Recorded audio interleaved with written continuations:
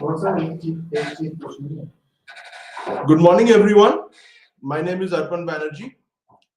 I am a doctoral fellow at the Department of East Asian Studies, University of Delhi, and academic counselor here at IGNOU. And today we will begin the paper, the code of which is BPSC 133, Comparative Government and Politics. So, in this paper, that is Comparative Government and Politics, today we shall be discussing the first block, which is introduction, and this block, it consists of two units. Unit 1, that is comparative analysis, nature, scope and utility, and unit 2, which is methods of comparative political analysis. Moving on, in the second block of this paper, we have comparing regimes. So in that we have two units.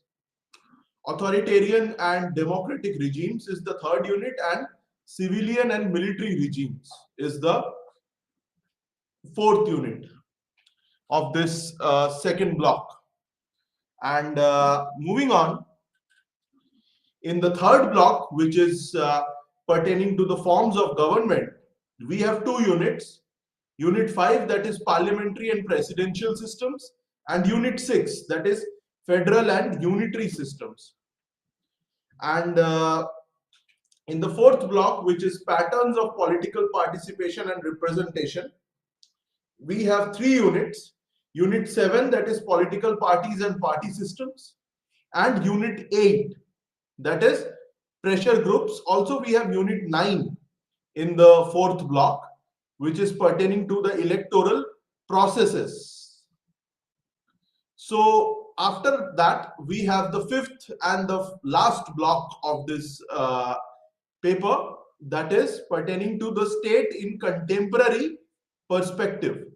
In that, we have a total of 4 units in the last block, which is state in contemporary perspective. So it consists of unit 10, that is state in developed and developing countries. Unit 11, that is pertaining to the state civil society relations. Unit 12, which is pertaining to state in the era of globalization. And finally unit 13, pertaining to contemporary debates on the nature of state. So let us begin with the first block and the first unit, that is comparative analysis, nature, scope and utility. So comparative study of politics, it's about comparing political phenomena. The primary goal of comparative politics is to encompass the major political similarities and differences between countries around the world. The emphasis is on how different societies cope with various problems by making comparison with others. Although comparative methods and methods of comparisons are widely used in other disciplines as well, like psychology, sociology, economics, etc., it is the substance of comparative politics, that is, its subject matter, vocabulary, perspective, and concepts, which gives comparative politics its distinctiveness, both as a method and as a subfield of the study of comparative politics. So the nature and scope of comparative politics has been determined historically by the changes in, first, the subject matter, second, the vocabulary, and the political perspective.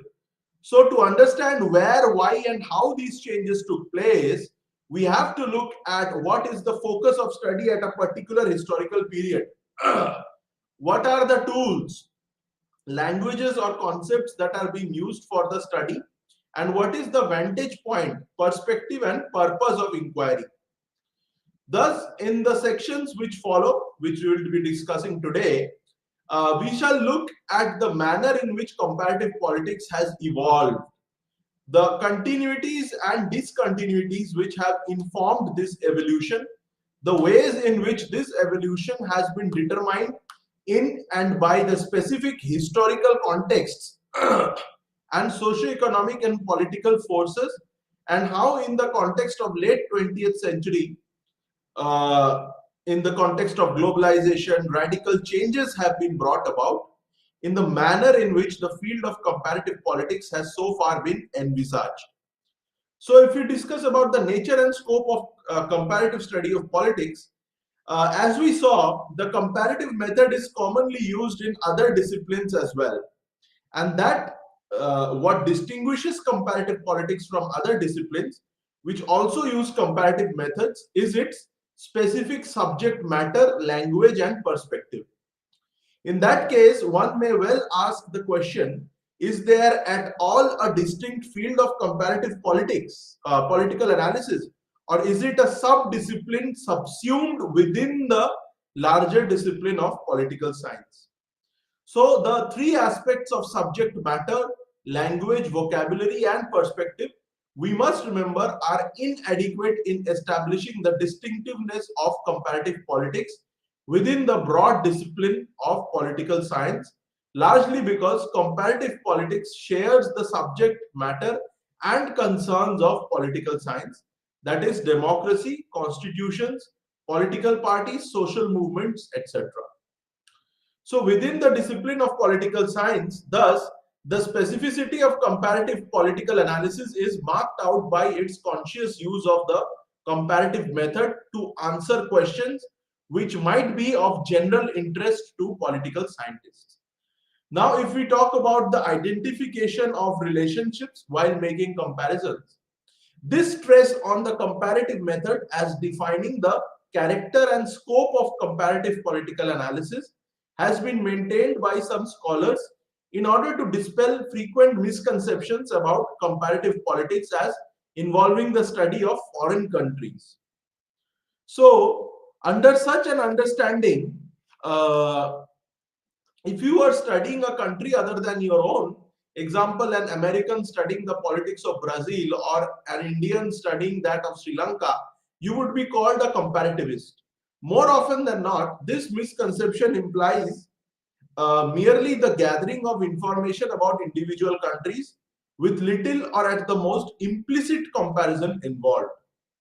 The distinctiveness of comparative politics, most comparativists would argue, lies in a conscious and systematic use of comparisons to study two or more countries and with the purpose of identifying and eventually explaining differences or similarities between them with respect to the particular phenomena being analyzed.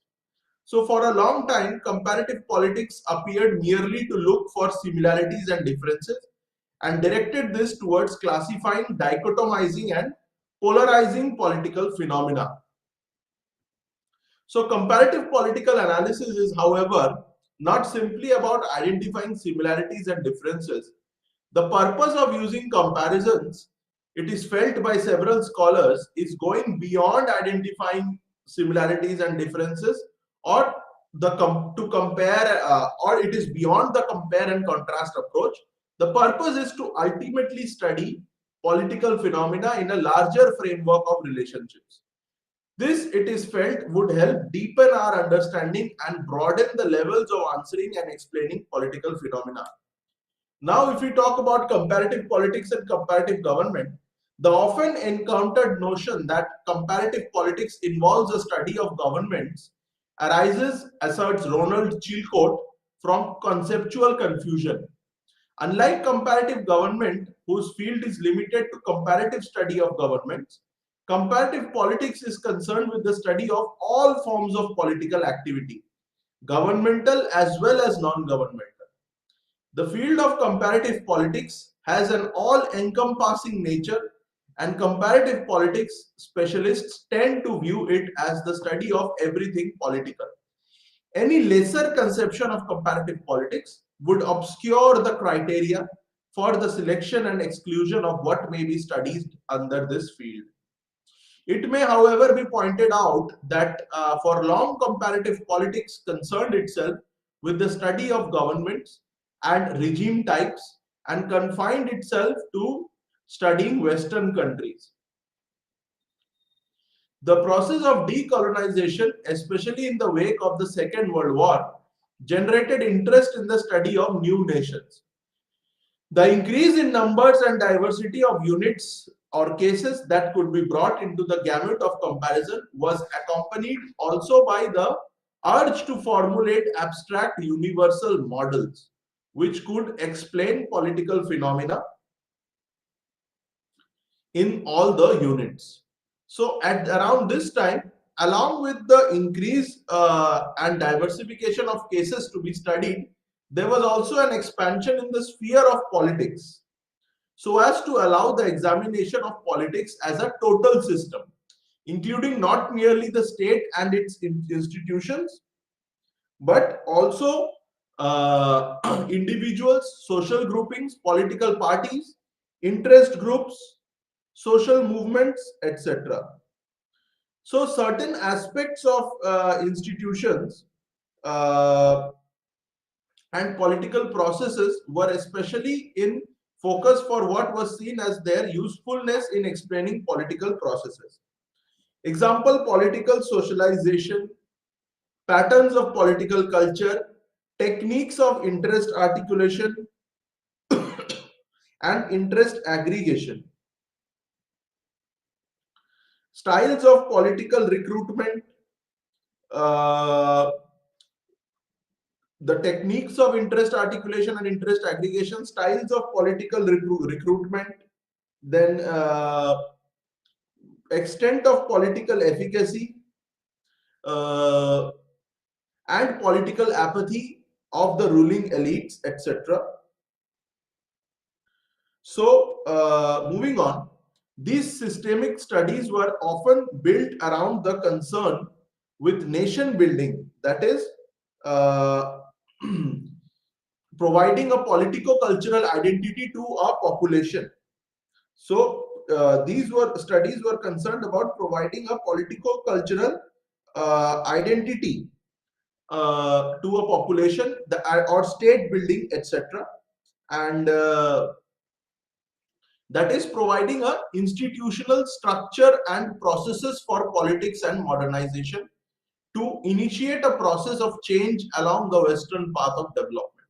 So the presence of divergent ideological poles in world politics, the western capitalism and Soviet socialism, the rejection of western imperialism by the newly liberated countries of Asia and Africa, the concern of these countries with maintaining their distinct identity, which was very well reflected in the rise of the non-aligned movement, and the sympathy among most countries with the socialist path of development, gradually led to the irrelevance of most modernization models for purposes of global or large level comparisons. Whereas the 50s and 60s were the period where attempts to explain political reality were made through the construction of large scale models, the 70s saw the assertion of third worldism and the rolling back of these models. Then in the 80s, we saw constriction in the level of comparison to narrow or smaller units. With globalization, however, the imperatives for large level comparisons increased and the field of comparisons has diversified with the proliferation uh, of non-state, non-governmental actors, and the increased interconnections between nations with economic linkages and information technology revolution. So this can be called as complex interdependence. What uh, Joseph Nye has explained. So, talking about a historical overview of comparative politics, the nature and scope of comparative politics has varied according to the changes which have occurred historically in its subject matter. So, the subject matter of comparative politics has been determined both by the geographical space, that is, the countries or regions, which has constituted its field, as well as the dominant ideas concerning social reality and change which shaped the approaches to comparative studies, that is, capitalist, socialist, mixed, and indigenous. Likewise, at different historical junctures, the thrust or the primary concern of the studies kept changing. If you talk about the origins of comparative study of politics, comparative politics has long has a long intellectual pedigree going back to Aristotle and continued by the thinkers like Niccolo Machiavelli, John Locke, Max Weber, etc. In its earliest incarnation, the comparative study of politics comes to us in the form of studies done by the Greek philosopher Aristotle. Aristotle studied the constitutions of 150 states and classified them into a typology of regimes. His classification was presented in terms of both descriptive and normative categories. He not only described and classified regimes and political systems in terms of their types, for example, democracy, aristocracy, monarchy, etc., he also distinguished them on the basis of certain norms of good governance. So, on the basis of this comparison, he divided regimes into good and bad, ideal and perverted. So, these Aristotelian categories were acknowledged and taken up by Romans such as Polybius and Cicero, who considered them in formal and legalistic terms. So, concern with comparative study of regime types reappeared in the 15th century with Niccolo Machiavelli, who compared different types of principalities, hereditary, new, mixed, and ecclesiastic ones, and republics to arrive at the most successful ways to govern them.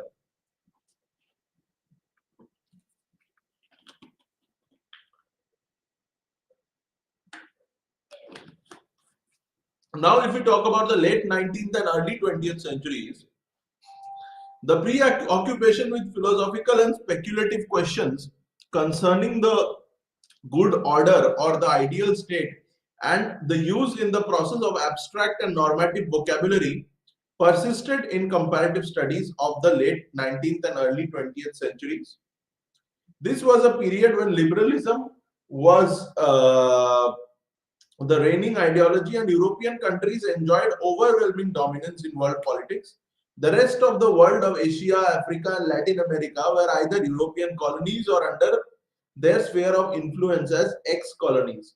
Comparative studies taken up during this period, for instance, by James Bryce in his book Modern Democracies, Herman Feiner's Theory and Practice of Modern Governments, and Carl J. Frederick's Constitutional Government and Democracy, Robert Michel's Political Parties, and Maurice Duverger's Political Parties were largely concerned with a comparative study of institutions, the distribution of power, and the relationship between the different layers of government. These studies were Eurocentric, and they were confined to the study of institutions, government, and regime types in European countries like Britain, France, and Germany. It may thus be said that these studies were in fact not genuinely comparative in the sense that they excluded from their analysis a large number of countries. Any generalization derived from a study confined to a few countries could not legitimately claim having validity for the rest of the world. It may be emphasized here that exclusion of the rest of the world was symptomatic of the dominance of Europe in world politics. All the contemporary history had Europe at its center, obliterating the rest of the world, colonized or liberated from colonization. As people without histories or whose histories were bound with and destined to follow the trajectories already followed by the advanced countries of the West. Thus, the above mentioned works manifest their rootedness in the normative values of the Western liberal democracies, which carried with it the baggage of racial and civilizational superiority and assumed a prescriptive character for the former colonies. Now, if we talk about the Second World War and after, in the 1930s, the political and economic situation of the world, it changed. So, the Bolshevik Revolution in Russia in 1917 brought into the world socialism as an ideology of the oppressed and as a critical alternative to Western liberalism and capitalism. With the end of World War II, A number of significant developments had taken place, including the decline of European or British hegemony, the emergence and entrenchment of US as the new hegemon in world politics and economy, and the bifurcation of the world into two ideological camps, that is, Western capitalism and Eastern socialism. So the majority of the rest of the world had, by the time the Second World War ended, liberated itself from European imperialism. For a period after decolonization, the notions of development, modernization, nation building, state building, etc., evinced a degree of legitimacy and even popularity as national slogans among the political elite of the new nations. Ideologically, however, these new nations were no longer compelled to toe the Western capitalist path of development, while socialism had its share of sympathizers among the new ruling elite of Asia, America, and Latin America.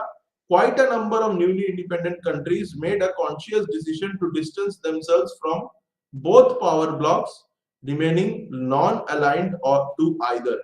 A number of them evolved their own specific path of development akin to the socialist, as in the case of Ujjama in Tanzania and the mixed economy model in India, which was blend of capitalism and socialism.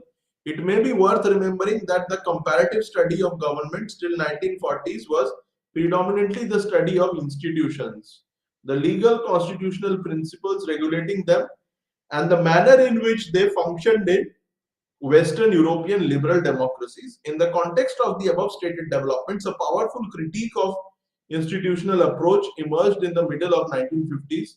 The critique had its roots in behavioralism, which had emerged as a new movement in the discipline of politics, aiming to provide scientific rigor to the discipline and develop a science of politics.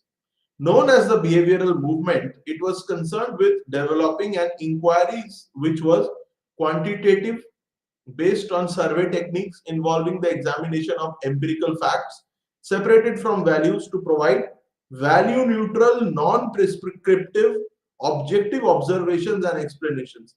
The behavioralists attempted to study social reality by seeking answers to questions like why people behave politically as they do, and why, as a result, political processes and systems function as they do.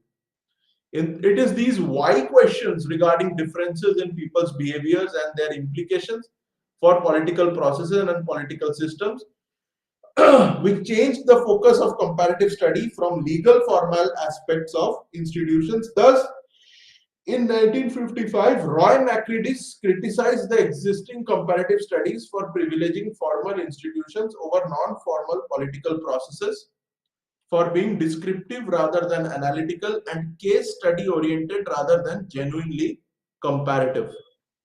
So Harry Eckstein points out that the changes in the nature and scope of comparative politics in this period show sensitivity to the changing world politics, urging the need to reconceptualize the notion of politics and develop paradigms for large-scale comparisons.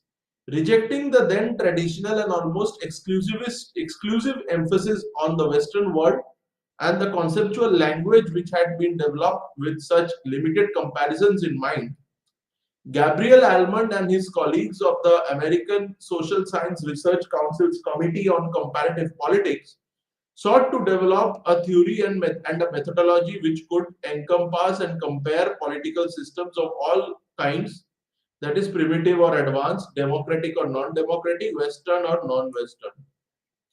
The broadening of concerns in a geographic or territorial sense was also accompanied by a broadening of the sense of politics itself, and in particular by a rejection of what was then perceived as the traditional and narrowly defined emphasis on the study of formal political institutions.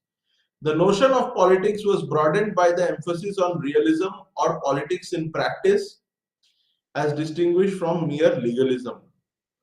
This included in its scope the functioning of less formally structured agencies, behaviors and processes, like for example, political parties, interest groups, elections, voting behavior, attitudes, etc., with the deflection of attention from studies of formal institutions there was simultaneously a decline in the centrality of the notion of the state itself. So we had mentioned earlier that the emergence of a large number of countries on the world scene necessitated the development of frameworks which would facilitate comparisons on a large scale. This led to the emergence of inclusive and abstract notions like the political system. This notion of the system replaced the notion of the state and enabled scholars to take into account the extra legal, social, and cultural institutions which were critical to the understanding of non Western politics and had the added advantage of including in its scope pre-state and non-state societies, uh, as well as roles and offices which were not seen as overtly connected with the state. Also, with the change of emphasis to actual practices and functions of institutions, the problems of research came to be defined not in terms of what legal powers these institutions had, but what they actually did, how they were related to one another, and what roles they played in the making and execution of public policy. This led to the emergence of structural functionalism approach, in which certain functions were described as being necessary to all societies, and the execution and performance of these functions were then compared across a variety of different formal and informal structures. When the universal frameworks of systems and structural structures functions enabled Western scholars to study a wide range of political systems, structures, and behaviors within a single paradigm, the appearance of new nations provided to Western comparativists an opportunity to study what they perceived as economic and political change. So, Viarda points out that it was in this period of the 60s that most contemporary scholars of comparative politics came of age. The new nations became, for most of these scholars, ironically living laboratories for the study of social and political change. Viarda describes those exciting times which offered unique opportunities to study political change and saw the development of new methodologies and approaches to study them. It was during this period that some of the most innovative and exciting theoretical and conceptual approaches were advanced in the field of comparative politics, that is, study of political culture, political socialization, developmentalism, dependency and interdependency, corporatism, bureaucratic authoritarianism, and later transitions to democracy, etc. This period saw the mushrooming of universalistic models like David Easton's political system, Karl Deutsch's social mobilization, and Edward Shield's center and periphery. The theories of modernization by Apter, Rokkan, Eisenstadt, and Ward, and the theory of political development by Gabriel Almond, Coleman, Pai, and Sidney Verba also claimed universal relevance. These theories were claimed to be applicable across cultures and ideological boundaries and to explain political process everywhere. The development of comparative political analysis in this phase coincided with the international involvement of the United States of America through military alliances and foreign aid. Most study in this period was not only funded by research foundations, it was also geared to the goals of US foreign policy. The most symbolic of these were the Project Camelot in Latin America and the Himalayan Project in India. This period was heralded by the appearance of works like Apter's study on Ghana, published in 1960, Politics of Developing Areas by Gabriel Almond and Coleman, sharply defined the character of the new comparative politics movement.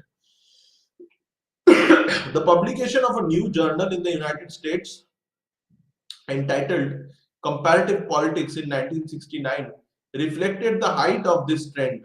Developmentalism was perhaps the dominant conceptual paradigm of this time. To a considerable extent, the interest in developmentalism emanated from US foreign policy interests in developing countries to counter the appeals of Marxism Leninism and steer them towards a non-communist way of to development.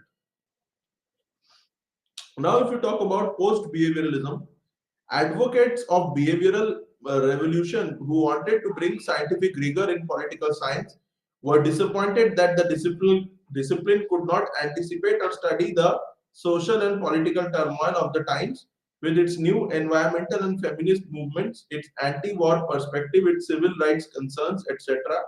Their efforts to reconcile two forces, that is, making political science more rigorous and making it more relevant, led to the post-behavioral movement. So David Easton's presidential address to the American Political Studies Association in 1969 best captures this movement. David Easton outlined the credo of relevance with following 7 key points which became the hallmark of post-behavioral movement. So he said that substance must dominate over technique. What is studied matters more than how it is studied.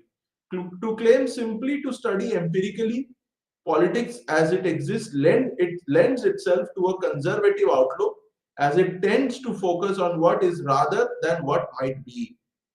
Too much sophistication in method obscures the brutal reality of much of politics and prevents political science from addressing pressing human needs. Science cannot be neutral. What you choose to study is driven by value judgments, and how that work is used should be steered by values. The role of intellectuals is to promote the humane values of civilization. To know it is to bear the responsibility to act. Scientists have a special obligation to put their knowledge to work. This commitment to engage should be institutionalized and expressed through associations of scholars and universities. They cannot stand aside. Politicization of the professions is inescapable as well as desirable. Now, if we talk about the 1970s and challenges to developmentalism, towards the 1970s, developmentalism came to be criticized for favoring abstract models, which flattened out differences among political, social, cultural systems in order to study them within a single universalistic framework. These criticisms emphasized the ethnocentrism of these models and focused on the third world in order to work out a theory of underdevelopment. They stressed the need to concentrate on solutions to the backwardness of developing countries. Two main challenges to developmentalism, which arose in the early 1970s and gained widespread attention, were the first is dependency and the second is corporatism. Dependency theory criticized the dominant model of developmentalism for ignoring domestic class factors and international market and power factors in development. It was particularly critical of US foreign policy and multinational corporations and suggested, contrary to what was held true in developmentalism, that the development of the already industrialized nations and that of the developing ones could not go together. Instead, dependency theory argued that the development of the West had come on the shoulders and at the cost of the non-West.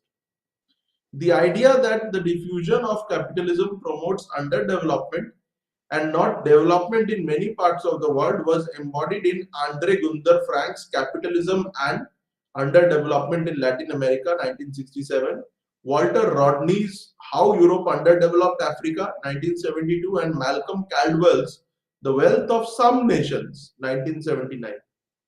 Marxist critiques of the dependency theory, however, pointed out that the nature of exploitation through surplus extraction should not be seen simply on national lines but as part of a more complex patterns of alliances between the metropolitan bourgeois of the core or the center and the indigenous bourgeois of the periphery or satellite as they operated in a worldwide capitalist system. The corporatist approach criticized developmentalism for its Euro-American ethnocentrism and indicated that there were alternative organic corporatist often authoritarian ways to organize the state and state-society relations. Now, if we talk about the 1980s witnessed the return of the state. During the late 1970s and early 1980s, Still reflecting the backlash against developmentalism, a number of theories and subject matters emerged into the field of comparative politics. These included bureaucratic authoritarianism, indigenous concepts of change, transitions to democracy, the politics of structural adjustment, neoliberalism, and privatization. While some scholars saw these developments as undermining and breaking the unity of the field, which was being dominated by developmentalism, others saw them as adding healthy diversity, providing alternative approaches, and covering new subject areas. Gabriel Almond, who had argued in the late 1950s that the notion of the state should be replaced by the political system, which was adaptable to scientific inquiry, and David Easton, who undertook to construct the parameters and concepts of a political system, continued to argue well into the 1980s on the importance of political system as the core of political study.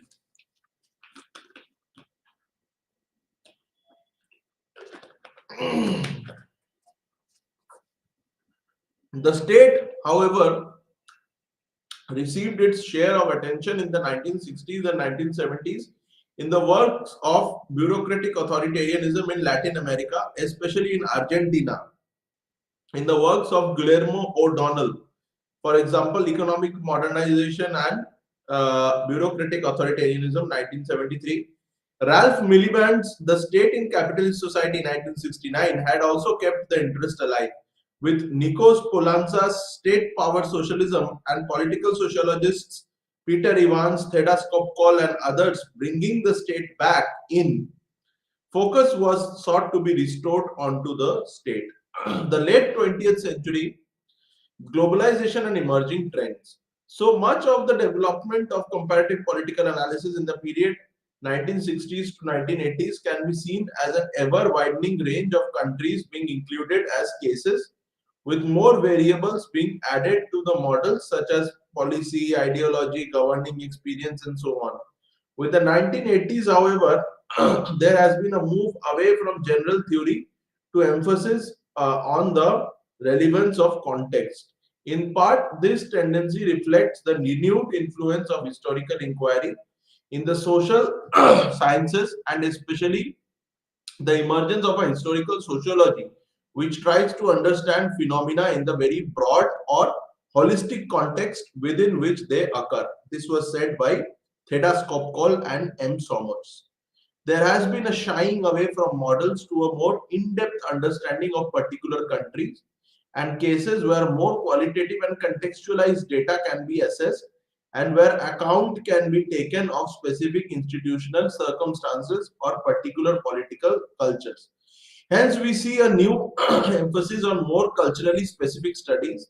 For example, English speaking countries, Islamic countries, and nationally specific countries, that is, England, India, and even institutionally specific countries, India under a specific regime.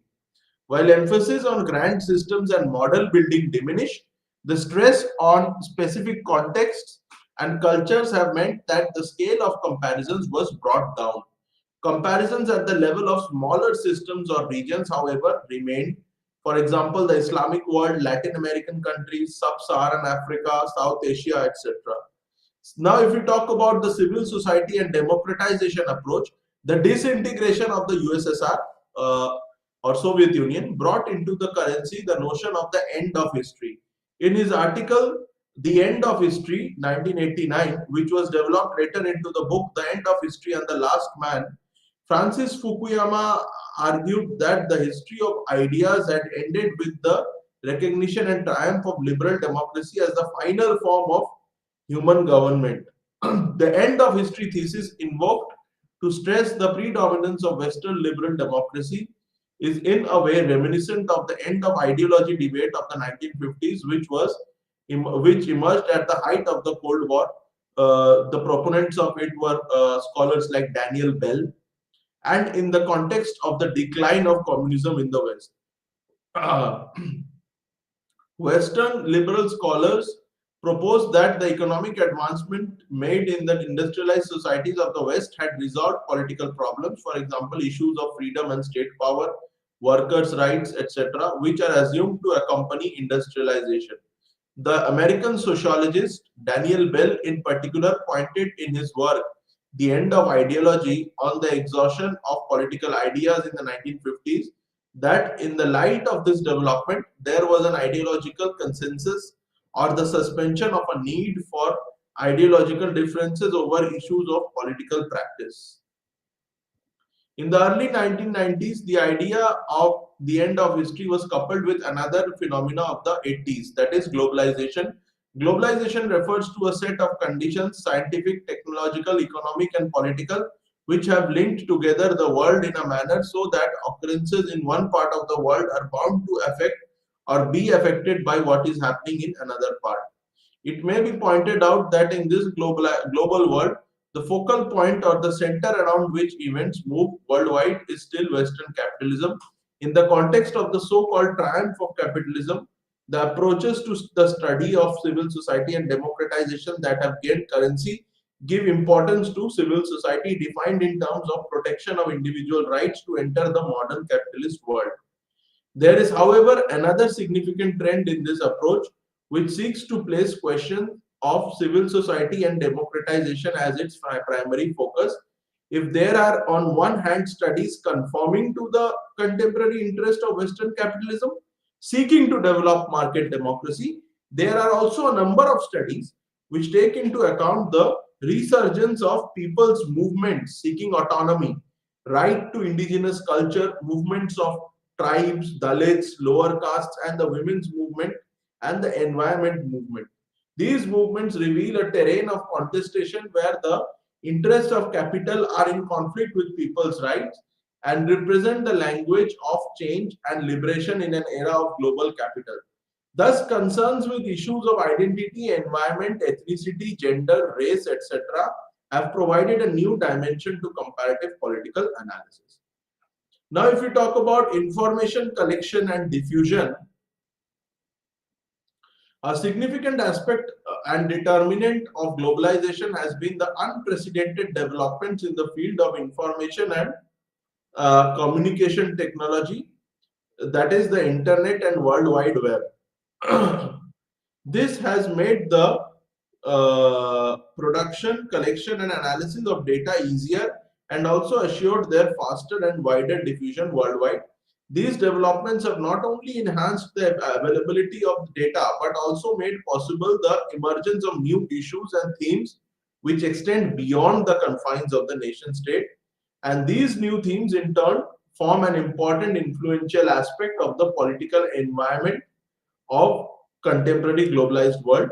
So the global network of social movement organizations, the global network of activists is one such significant aspect, and the diffusion of ideas of democratization is an important outcome of such networking. The Zapatista rebellion in the southern Mexican state of Chiapas used the internet and the global media to communicate their struggle for rights, social justice, and democracy. The concern with issues regarding the promotion and protection of human rights, which is dependent on the collection and dissemination of information, has similarly become pertinent in the contemporary world. Now, if we talk about the utility of comparative study of politics, the question of utility of comparative politics is concerned with its usefulness and relevance for enhancing our understanding of political reality. It seeks to know how comparative study helps us understand this reality. First and foremost, we must bear in mind that political behavior is common to all human beings and manifests itself in diverse ways and under diverse social and institutional setups all over the world. It may be said that an understanding of these related and at the same time different political behaviors and patterns is an integral part of our understanding of politics itself. A sound and comprehensive understanding would commonly take the form of comparisons. And if we talk about the comparative analysis, nature, scope, and utility, and in that, if we talk about the comparing for theoretical formulation, while comparisons form an implicit part of all our reasoning and thinking, most comparisons would argue that a comparative study of politics seeks to make comparisons consciously to arrive at conclusion which can be generalized. That is held true for a number of cases. To be able to make such generalizations with a degree of confidence, it is not sufficient to just collect information about countries. The stress in comparative politics and political analysis is on theory building and theory testing, with the countries acting as units or cases. So, the nature and scope of comparative study of politics is related to its subject matter, its field of study, the vantage point from which the study is carried out, and the purposes towards which the study is directed. Towards the end of the World War II, a number of new nations emerged on the world scene, having liberated themselves from colonial domination. So the dominance of liberalism was challenged by the emergence of communism and the powerful presence of Soviet Union on the world scene. The concern among comparativists changed at this juncture to studying the diversity of political behaviors and processes which were thrown up, however, within a single overarching framework. This led to the use of systems and structures, functions, frameworks to study political phenomena. These frameworks were used by Western scholars, particularly those in the United States, to study phenomena like developmentalism, modernization, etc.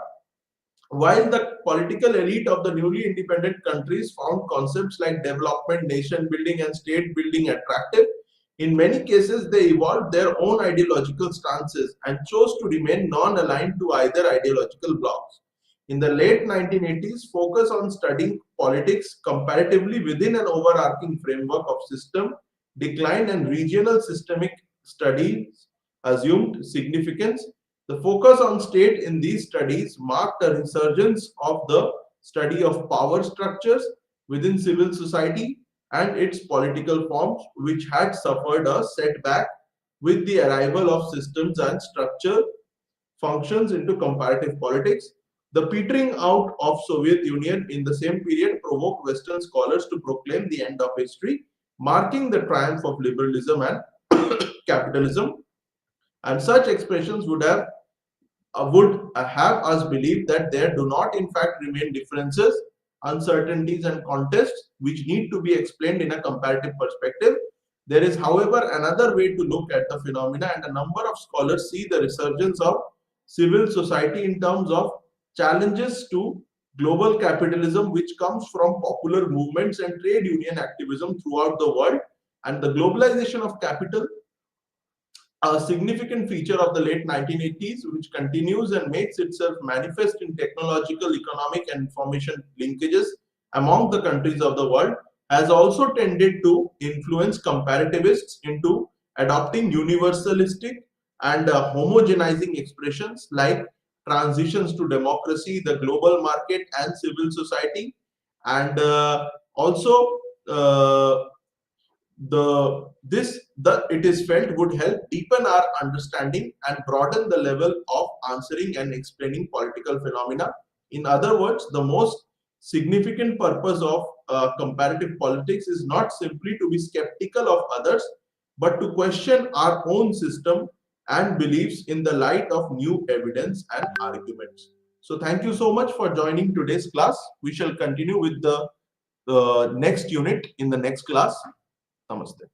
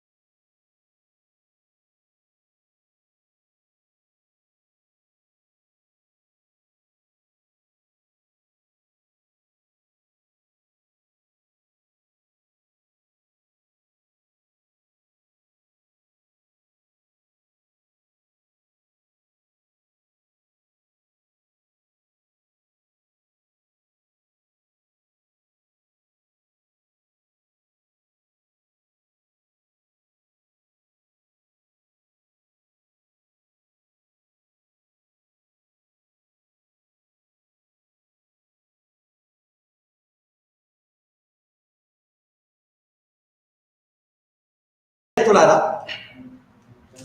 ఈరోజు మనము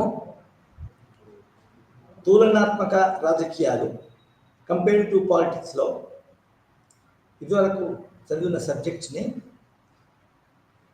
continue చేయబోతున్నాం. ఇదివరకటి ఉపన్యాసంలో మనము తులనాత్మక పద్ధతిలో comparative పాలిటిక్స్లో ముఖ్యంగా ఏ మెథడ్స్ ఉన్నాయి అని వాటి గురించి చదివాము. అవి మళ్ళీ ఒకసారి సమీక్షించుకుంటే అవేంటంటే ముఖ్యంగా experimental method, historical method, focus method మరియు కేస్ స్టడీస్. అంతేకాకుండా ఇందులో అన్నింటిలో ఉపయోగపడేది స్టాటిస్టికల్ మెథడ్ అనేది కూడా మనము చదివినాము. అయితే ఇక్కడ మనం గమనించవలసింది ఏంటంటే ఇక్కడ ఒక్కొక్క మెథడు అవసరం ఉన్న కొద్దీ ఒక మెథడ్ కాకుండా ఒకటి కానీ 2 కానీ 3 కానీ పద్ధతులను కంబైన్ చేసి కూడా చదవచ్చు. దానివల్ల ఏమవుతుంది అంటే 3 కంపారిటివ్ పద్ధతుల్లో ఎక్స్పెరిమెంటల్ కానీ, హిస్టారికల్ కానీ, స్టాటిస్టికల్, ముఖ్యంగా స్టాటిస్టికల్ మెథడ్ అనేది నిజానికి అన్ని మెథడ్స్తో కంబైన్ చేసి మనము మన అప్లై చేయొచ్చు, చదవచ్చు. స్టాటిస్టికల్ మెథడ్ నిజానికి ఎక్స్పెరిమెంట్ మెథడ్లో, హిస్టారికల్ మెథడ్లో, తర్వాత ఫోకస్ మెథడ్లో, తర్వాత కేస్ స్టడీలో అన్నింటిలో ఈ స్టాటిస్టికల్ మెథడ్ కంబైన్ చేసి చదవచ్చు. తర్వాత ఇది మెథడ్స్ తర్వాత మనము ఈరోజు యాక్చువల్గా కంపేరిటివ్ పాలిటిక్స్లో కొన్ని థీమ్స్ అంటే కంపేరిటివ్ పాలిటిక్స్లో ఏమేమి చదువుతామనేది ఇదివరకు మనం ఇంట్రొడక్షన్లో స్కోప్లో చదివాం. అవేంటంటే కంపేరిటివ్ పాలిటిక్స్లో పాలిటిక్స్కి సంబంధించిన వ్యవస్థలు, సంస్థలు, ఉద్యమాలు, పొలిటికల్ పార్టీసు, ప్రెషర్ గ్రూప్స్ ఏవైనా కూడా కంపేర్ చేయొచ్చు. అంతేకాకుండా కంపేర్ చేయడంలో మనము కంపేరబుల్ వ్యవస్థలు, కంపేరబుల్ ఉద్యమాలు, కంపేరబుల్ మన సంస్థలు కాకుండా అందులో కంపేరిటివ్ ఆస్పెక్ట్సే కాకుండా వ్యతిరేకమైన యాక్సెప్ట్స్ కూడా మనము చదవవలసి ఉంటుంది. అంటే ఇప్పుడు మనం ఉదాహరణకి కంపేరిటివ్ మన ఒక ఉదాహరణ తీసుకుంటాం.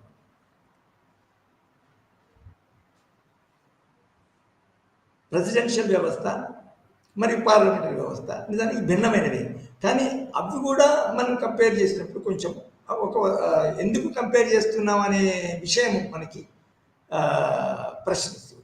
ఎందుకు అంటే మన ఉదాహరణకి కంపేరిటివ్ పాలిటిక్స్ మన ప్రెసిడెన్షియల్ సిస్టంలో ఇది క్యాబినెట్ వర్క్ ప్రభుత్వం బాగుంటుందా, లేదా మన పార్లమెంటరీ సిస్టంలో ఇది కార్యనిర్వాహక శాఖ బాగుంటుందా అనే ప్రశ్న వేస్తున్నప్పుడు అవి విరుద్ధమైన వ్యవస్థలైనా కూడా మనం పోల్చవలసి ఉంటుంది.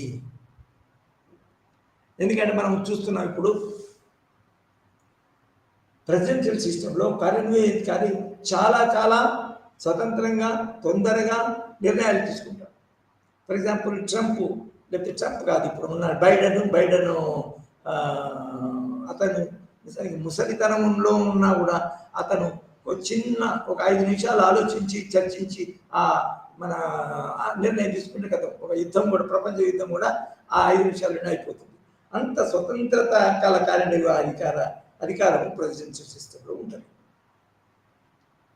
అదే పార్లమెంటరీ సిస్టమ్ అయితే కొంచెం క్యాబినెట్ని కూర్చుండవలసి వస్తుంది, తర్వాత చర్చించవలసి వస్తుంది పార్లమెంటరీ కార్యనిర్వాహకాధికారంలో. ఎందుకంటే పార్లమెంటరీ విధానంలో ప్రైమ్ మినిస్టరు అంటే ముఖ్యమైన కార్యనిర్వాహకాధికారి, తర్వాత కార్యనిర్వాహకారము ప్రెసిడెంట్కి కూడా ఉంటుంది, ఆమె ఇండియన్ ప్రెసిడెంట్కి కూడా ఉంటుంది. అయితే వీళ్ళందరూ ఈ మన ప్రైమ్ మినిస్టరు కార్యనిర్వాహకారి క్యాబినెట్ కన్సల్ట్ చేసి మన నిర్ణయం తీసుకున్న తర్వాత మళ్ళీ దాని ప్రెసిడెంట్ యొక్క ఆమోదానికి పంపాలి. ఎందుకంటే అతని chief executive head of the state కాబట్టి. సో ఈ విధంగా మనం భిన్నమైన వ్యవస్థలను పోల్చి చూసినప్పుడు కూడా చూడవలసి వస్తుంది అప్పుడప్పుడు. ఏది ప్రెసిడెన్షియల్ సిస్టమ్ మంచిదా, పార్లమెంటరీ సిస్టమ్ మంచిదా. అనే ప్రశ్న వేసుకున్నప్పుడు, అనే ఉద్దేశంతో, లక్ష్యంతో మనం చూసుకున్నాం. అయితే ఇక్కడ ఏంటంటే మనం ఇలా చదివినప్పుడు ఉదాహరణకి మనము ఒక్కోసారి చూస్తే ఏమవుతుందంటే ఏది మంచిది అని ప్రశ్నించుకున్నప్పుడు మరి పార్లమెంటరీ విధానము నిజంగా మంచిదనవచ్చు. ఎందుకంటే అందులో చర్చ జరుగుతుంది. కొందరికి పార్లమెంట్ అంటే భయం ఉంటుంది. క్యాబినెట్ వేరే మంత్రులు ఒప్పుకుంటారా లేదా అనేదానికి ఈ ప్రైమ్ మినిస్టర్ అనేవాడు మన ముందు వెనుక చూసి కనీసం ముఖ్యమైన మంత్రులను కనుగొని అతను డెసిషన్ తీసుకోవాల్సి వస్తుంది. కాబట్టి ఎప్పుడైనా టైం ఇచ్చి చర్చించి మనం తీసుకున్న డెసిషన్ దానికి మంచిగా ఉంటుంది. కానీ అదే ప్రెసిడెన్షియల్ సిస్టమ్ అయితే తమ ఇష్టం మన ఫాస్ట్గా నిర్ణయాలు చేస్తారు. తర్వాత ఒకసారి అది నిరంకుశాధికారానికి కూడా దారితీస్తుంది. ఒకవేళ నా పర్సనల్ అభిప్రాయం, అందరూ వేరే రాజనీతి నిపుణులు ఏమనుకుంటున్నారు, కానీ నా అభిప్రాయం ఏంటంటే ప్రెసిడెంట్ సిస్టంలో నిజంగా ఈ మన అధికారం చాలా స్వతంత్ర అధికారం, కార్యనిర్వహణ అధికారం ఉండడం వల్ల నిజానికి అతను ఇప్పుడున్న పరిస్థితుల్లో ఉక్రెయిన్ను కంటిన్యూస్గా అతను పురికొల్పుతున్నాడు. ఏది యుద్ధం చేయమని.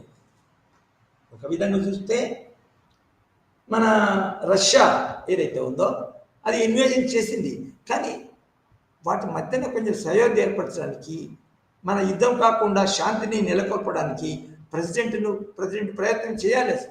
ఏ విధంగా మన ట్రంప్ అతను ప్రెసిడెంట్ అయిన వెంటనే ప్రయత్నం చేస్తాను అంటున్నాడు, నిజానికి ప్రెసిడెంట్ బైడెన్ కూడా ఆ విధంగా చేయాలి.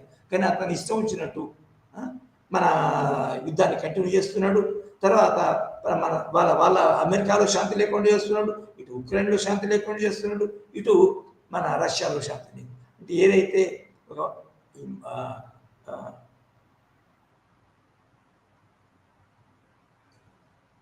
చాలా పెద్దదైన అగ్రరాజ్యాన్ని అధినేత అయినా ఏ విధంగా మెదులుకోవాలో ఆ విధంగా మెదలడం లేదు. ఎందుకంటే అతని దేశంలోని అమెరికాలోనే చాలామంది యుద్ధ నిపుణులు ఉన్నారు. మన ప్రొఫెసర్ మన శాంతిని, తర్వాత మన కోరుకునే శాంతియుత పరిస్థితులను ఏర్పరచడానికి మన పీస్ స్టడీస్ ఉన్నాయి. కానీ అవన్నీ ఏమీ చర్చించకుండా బైడెన్ తన యుద్ధాన్ని తను ఉక్రెయిన్కి సహాయం చేస్తూ వచ్చేస్తున్నాడు. సో ఇది సూచించేది ఏంటంటే ప్రెసిడెంట్ సిస్టము, కార్యనిర్వాహకారము పూర్తిగా నిరంకుశత్వానికి దారి తీయడానికి అవకాశం ఉంది. ప్రజాస్వామ్యం అంటే ఇప్పుడు ఆ టైంలో నిజానికి మన ఇమీడియట్గా మనము అమెరికా మన ఉక్రెయిన్కి మన సహాయపడాలన్నా వద్దా, యుద్ధాలు సాయం మన ఆయుధ సాయం చేయాలన్నా వద్దా అనేది చర్చ లేదు. సో ఆ టైంలో ప్రజాస్వామ్యం లేనట్టు కదా ఒకసారి. సో అది మనకు కోపడుతుందని మనకు తెలుస్తుంది. సో కంపేర్ టు పాలిటిక్స్లో మనకి భిన్నమైన వ్యవస్థలు, భిన్నమైన ఆర్గనైజేషన్ చదవాల్సి ఉంటుంది, పోలికలు ఉన్న ఆర్గనైజేషన్ చదవాల్సి ఉంటుంది. సో ఇది మనం ఇదివరకు మన లెక్చర్స్లో నేర్చుకున్నాం. అయితే ఈరోజు మనము ఇదే పద్ధతిలో కొన్ని వ్యవస్థలు, ముఖ్యంగా మన types of organization of people, types of administrative and political organisations.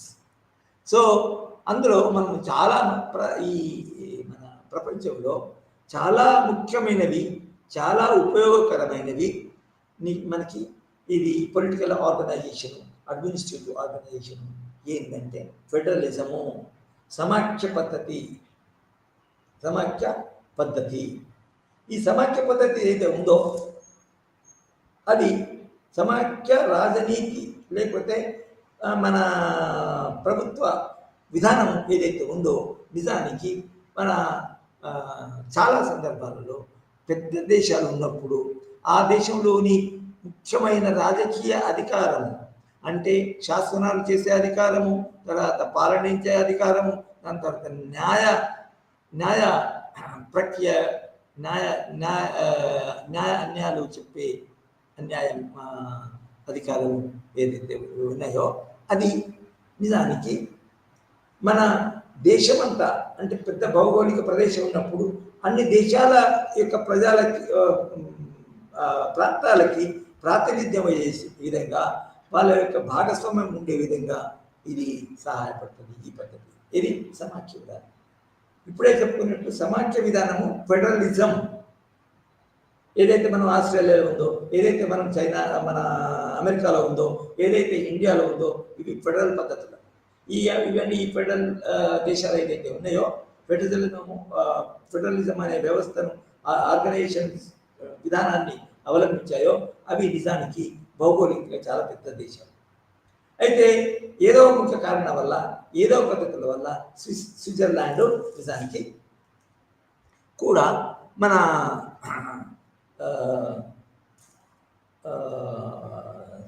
సమాఖ్య పద్ధతిని అవలంబించింది. అది వేరు, ఎందుకు అవలంబించింది అనేది వేరు. కానీ ఇక్కడ కొన్ని సందర్భాలలో చిన్న దేశాలు కూడా ఫెడరలిజంని అవలంబించడానికి, అంటే చాలా చిన్న దేశమైనా కూడా వివిధ ప్రాంతాలలో వివిధత్వము వైవిధ్యత ఉన్నప్పుడు నిజానికి రాజకీయ వైవిధ్యము ఉన్నప్పుడు నిజానికి సమాఖ్య విధానాన్ని అనుసరించవచ్చు. సో సమాఖ్య విధానం ఫెడరలిజం అనేది ఎప్పుడు అవలంబిస్తారు, ఫాలో అవుతారంటే ఎప్పుడైతే ప్రదేశాలు చాలా పెద్దగా ఉంటాయో, ఎప్పుడైతే మన రాజకీయంగాను సాంస్కృతికంగాను భిన్నత్వం ఉంటుందో అప్పుడు ఇవి వచ్చేస్తాయి. అయితే ఇక్కడ ఏంటంటే మన ఆ విధానాన్ని ఫెడరలిజం అనుసరించేటప్పుడు కూడా కొన్ని మార్పులు చేర్పులు ఉంటాయి. ఫర్ ఎగ్జాంపుల్ అమెరికన్ ఫెడరలిజం మన ఇండియన్ ఫెడరలిజం ఏదైతే ఉందో, అమెరికన్ ఫెడరలిజము ఇండియన్ ఫెడరలిజము ఒకే ఆర్గనైజేషనల్ మన రాజకీయ పాలనా విభజన జరిగింది. కానీ అందులో కొన్ని ఒక విధంగా మన దేశంలో కొన్ని విధాలుగా అధికారాలు పంచబడ్డాయి. ఫస్ట్ మనం ఏం నేర్చుకోవాలి, మళ్ళీ మీరు మర్చిపోకూడదు, ఇది ముఖ్యమైన రాజకీయ మరియు సైద్ధాంతికంగా అధికార విభజన జరుగుతుంది.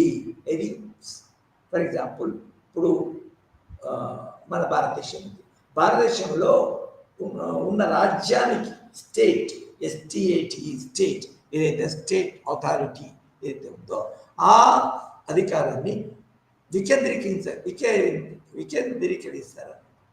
ఫర్ ఎగ్జాంపుల్ మన దేశంలో చూడండి, యూనియన్ గవర్నమెంట్కి మన ఒక జిల్లాలో ఉన్న మండలాలను కానీ చట్టాలు చేయడము, తర్వాత పరిపాలన చేయడము అది సంబద్ధమైనది కాదు, సరైనది కాదు, యోగ్యమైనది కాదు. కాబట్టి ఆ జిల్లా స్థాయిలో కానీ రాష్ట్ర స్థాయిలో కానీ కొంత మన సంపూర్ణ అధికారం ఇవ్వాలి. అప్పుడే డీసెంట్రలైజ్ జరుగుతుంది, అప్పుడే మంచి పాలన జరుగుతుంది, తర్వాత అప్పుడే మంచి శాసనాలు జరుగుతాయి. అందుకొరకే ఏం చేశారు, రాష్ట్రాలకి కొన్ని ముఖ్యమైన సంపూర్ణ అధికారాలు ఇచ్చారు. కొన్ని అధికారాలు మన రాష్ట్రాలను అవి పంచుకున్నాయి, రాష్ట్రాలను యూనియన్ గవర్నమెంట్ పంచుకున్నాయి. ఇంకా స్థానిక పద్ధతి లోకల్ సెల్ఫ్ గవర్నమెంట్ కూడా దానికి వేరే ఉంది అనుకోండి మన దేశం. సో అదేవిధంగా ఈ అధికార విభజన ఎలా జరిగింది, ఫెడరలిజంను ఏ విధంగా మన ఆర్గనైజ్ చేశారు, అప్లై చేశారు అనే దాంట్లో మనము అమెరికన్ సిస్టమ్ తర్వాత ఇండియన్ సిస్టమ్ కనుక మనం పోల్చుకుంటే, అమెరికన్ సిస్టంలో తప్పకుండా ఫస్ట్ ఫెడరలిజంలో తప్పకుండా ఒక మన ఫెడరల్ లెవెల్లో, యూనియన్ లెవెల్లో, కేంద్ర స్థాయిలో మన రెండు సభలు ఉండాలి. ఇది శాసనసభ. ఈ శాసనసభలు రెండు ఉంటే ఏమవుతుంది అంటే, ఒకటో రాజ్యం మొత్తం మీద ప్రజలకి ప్రత్యక్షంగా ఎన్నుకొనడానికి ఇది మాది యునైటెడ్ అంటే విభజన లేకుండా ఒక సభ విభజనను ప్రాతినిధ్యం వహించదు. విభజన ప్రధానంగా ఉండదు. ఫర్ ఎగ్జాంపుల్ అమెరికాలో సెనెట్, తర్వాత మన ఇంకేదో మన ఇది శాసనసభ, ఇంకో దిగువ సభ. ఆ దిగువ సభ సెనెట్ అనేది దానికి ఏమవుతుంది అంటే మనకి మన అమెరికాలో సెనెట్ అనేది ఏంటి అంటే అన్ని రాష్ట్రాల నుంచి వచ్చే ప్రతినిధులను కలిగి ఉంటుంది ఆ సభ, సెనెట్. అదేవిధంగా మన ఇండియాలో అన్ని రాష్ట్రాలకు ప్రాతినిధ్యం వహించే సభ ఉంటుంది. దాన్ని అప్పర్ హౌస్ అంటారు. ఇక్కడ ఇండియాలో దాన్ని కౌన్సిల్ ఆఫ్ స్టేట్ లేకపోతే రాజ్యసభ అని అంటారు. ఇక్కడ దేన్ని ఇండియన్ ఫెడరలిజం. సో అమెరికాలో సెనెట్, ఇక్కడ మన రాజ్యసభ. అయితే ఇక్కడ ఈ రాజ్యసభలో కూడా అప్పర్ హౌస్లో కూడా మన రాష్ట్రాలకు ప్రాతినిధ్యము వహించే సభలలో కూడా అక్కడ ఒక విధి ఉన్నది, ఇక్కడ ఒక విధి ఉంది. అది ముఖ్యంగా ఎన్నిక విధానం ఏదైతే ఉందో ఆ ఎన్నిక విధానంలో ఈ అమెరికన్ సెనెట్, అమెరికన్ అప్పర్ హౌస్లో ప్రతినిధులు ఒక్కొక్క రాష్ట్రానికి సమానంగా ఎన్నుకొనబడతారు. ఇది మన అపాయింట్ చేయబడతారు. ఇప్పుడు 50 రాష్ట్రాలు ఉన్నాయనుకోండి, 49 కానీ 51 కానీ, అది కొంచెం అది ఉందనుకోండి. సో 50 రాష్ట్రాలు ఉన్నాడు, 50 రాష్ట్రాలకి ఒక్కొక్క రాష్ట్రానికి 2 మాత్రమే తప్పకుండా వస్తారు. అది ఒక రాష్ట్రం చిన్నది కానీ అది పెద్దది కానీ, కానీ వాళ్ళు ఆ రాష్ట్రము 2 పంపాలి. అది నిజానికి అక్కడ ఒక స్వచ్ఛమైన ఫెడరేషన్ అంటారు దాన్ని. ఎందుకంటే అక్కడ రాష్ట్రాలు చిన్నమైన పెద్దమైన కూడా సమానత్వం అనేది పాటించబడింది. Equal status, equal importance, equal representation అనేది ఇవ్వడం జరిగింది అమెరికన్ ఫెడరలిజంలో. కానీ భారత ఫెడరలిజంలో రాష్ట్రాల నుంచి ప్రతినిధులు వస్తారు. ఇది అప్పర్ హౌస్కి, రాజ్యసభకి, కౌన్సిల్ ఆఫ్ స్టేట్స్.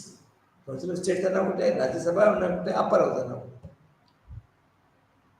అయితే ఒక్కొక్క రాష్ట్రం నుంచి దాని పాపులేషన్ బట్టి ఎక్కువ తక్కువ ప్రతినిధులు వస్తారు రాష్ట్రాల నుంచి.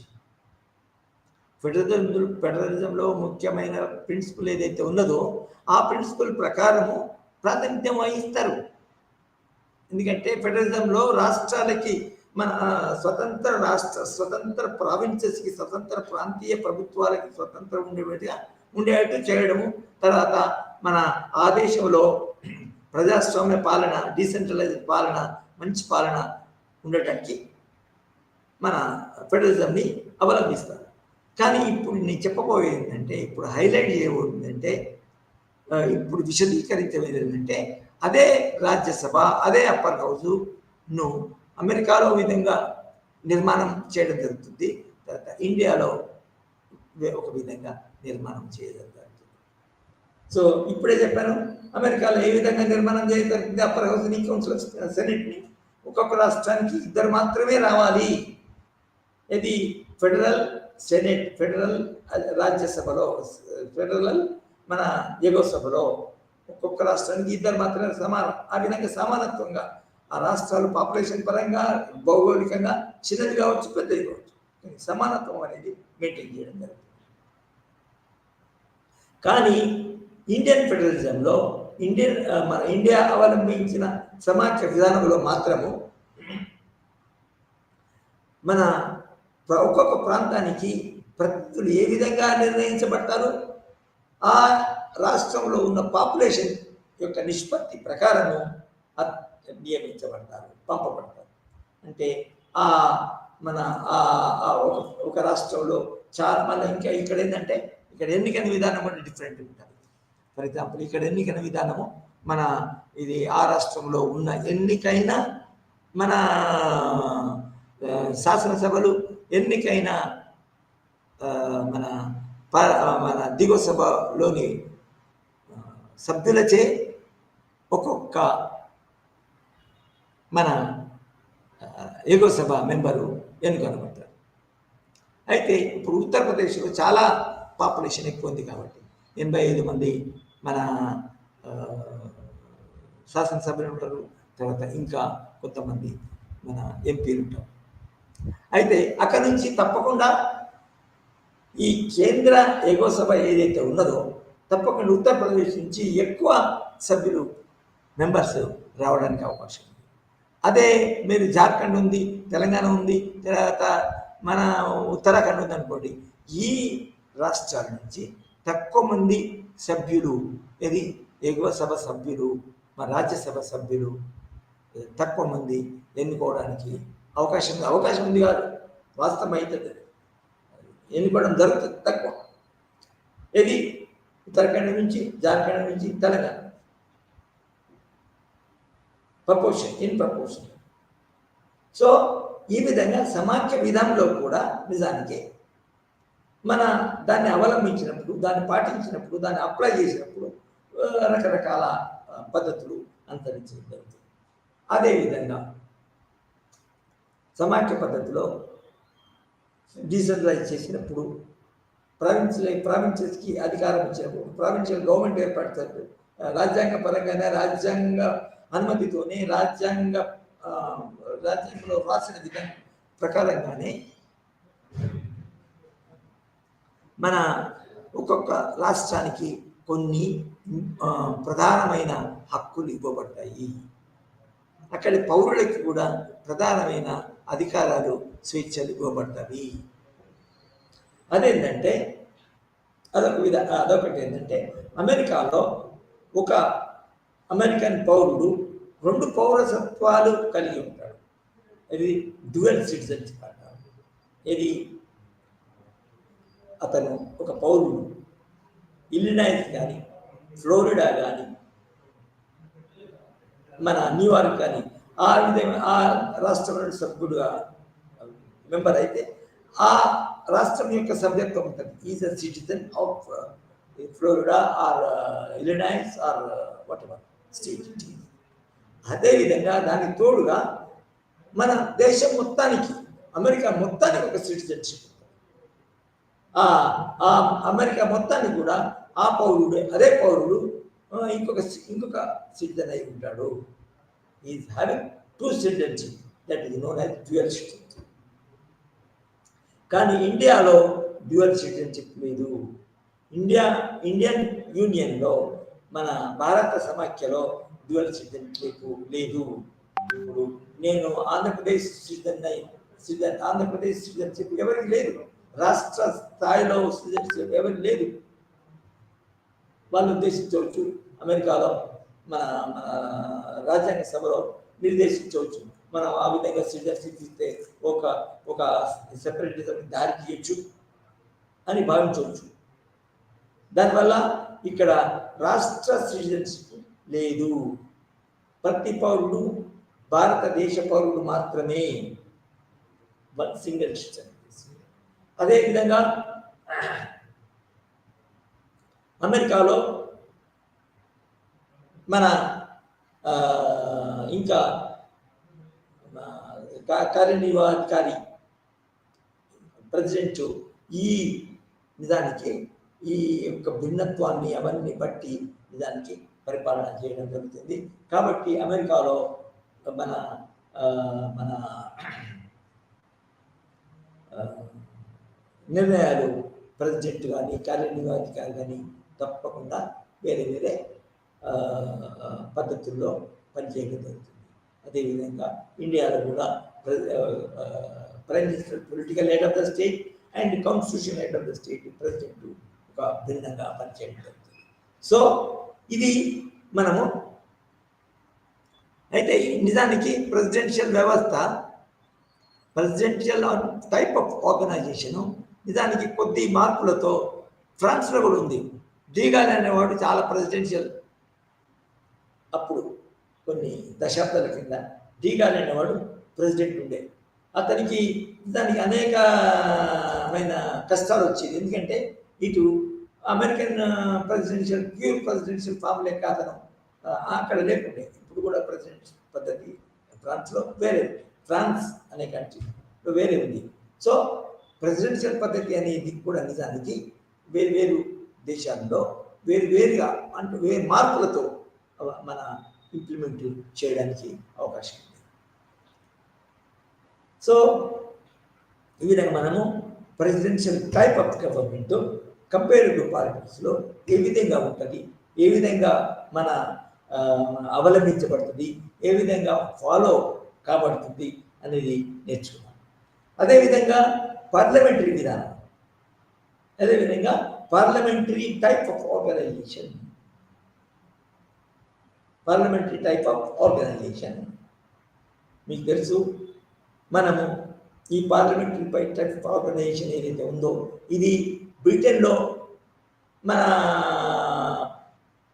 పుట్టింది, బ్రిటన్లో పెరిగింది, బ్రిటన్లో ఇవాల్వ్ అయింది, రూపొందింది పార్లమెంటరీ విధానం. అయితే British parliament is the mother of all parliament అయినా కూడా బ్రిటన్ తమ కింద ఉన్న వలస దేశాలలో పార్లమెంటరీ విధానము, రిప్రజెంటేటివ్ విధానాన్ని ఏ విధంగా ప్రవేశపెట్టిందో అది బ్యాక్గ్రౌండ్ ఒకే విధంగా ఉన్నా కూడా ఒక్కొక్క దేశంలో, ఒక్కొక్క పూర్వపు వలస దేశంలో ఒక్కొక్క విధంగా పార్లమెంటరీ విధానాన్ని నిజానికి అవలంబించడం జరిగింది, అప్లై చేయడం జరిగింది. ఎలా అంటే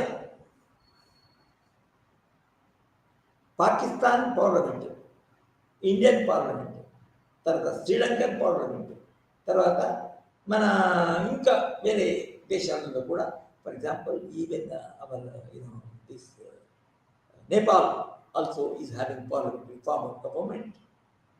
సో ఈ తమ వలస దేశంలో ఉన్నప్పుడు, బ్రిటిష్ పాలన జరిగినప్పుడు, బ్రిటిష్ సామాన్యంగా తమకు ఏదైతే తమ దేశంలో ఏర్పరచుకున్న, అభివృద్ధి చేసుకున్న పార్లమెంటరీ విధానం ఏదైతే ఉందో ఆ పార్లమెంటరీ విధానాన్ని నిజానికి మనం తమ వలస దేశాలలో ప్రజాస్వామ్య ప్రభుత్వము అంచెలంచెలుగా తమ యొక్క ప్రయోజనాలకు వ్యతిరేకంగా ఉండనంత వరకు, తమ యొక్క ప్రయోజనాలకి నష్టము కారణంత వరకు, తమ యొక్క మన ఆదేశాలకి వీళ్ళకి ప్రయోజనాలకి మన వ్యతిరేకత లేనప్పుడు దానికి వాళ్ళు మన పార్లమెంటరీ విధానాన్ని చేశారు. అదేవిధంగా ఇండియాలో చేశారు, తర్వాత పాకిస్తాన్. సో పాకిస్తాన్లో పార్లమెంటరీ విధానం ఉంది, ఇండియాలో పార్లమెంటరీ విధానం. అయితే ఇదే పార్లమెంటరీ విధానంలో, ఈ పార్లమెంటరీ విధానం ఏదైతే ఉన్నదో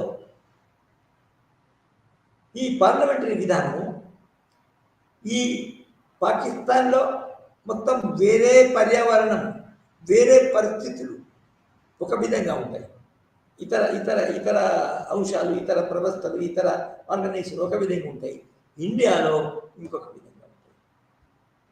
ఫస్ట్ ఏంటంటే మనము పరిశీలించవలసింది ఇది పాకిస్తాను మత ప్రాతిపదికమైన రాజ్యము కాబట్టి అక్కడ యొక్క మన ఎన్విరాన్మెంట్ పరిస్థితి ఏదైతే ఉంటుందో అది ఇండియాకి భిన్నంగా ఉంటుంది. ఇక్కడ మతపాతికత లేదు, ఇక్కడ ఇది సెక్యులర్ స్టేట్ కాబట్టి అక్కడ నిజానికి మన సమాఖ్య విధానము, పార్లమెంటరీ విధానము ఉన్నా కూడా ఆ పార్లమెంటరీ విధానంలో ఈ మత ప్రాతిపదిక అనే అంశము తప్పకుండా కాన్స్టెంట్గా మన ప్రభావితము, దేశ రాజకీయాలని, దేశ పరిస్థితులని ప్రభావితం చేస్తూనే ఉంటుంది. సో అదేవిధంగా ఇండియాలో మత ప్రాతిపదికత లేని, అంటే for example representatives will be coming from all the religions in India. ఎందుకంటే రిలీజియస్ భేదము, మన మత భేద అభిప్రాయము, భేద భావము ఇక్కడ ఇండియాలో లేదు కానీ అక్కడ ఉంది.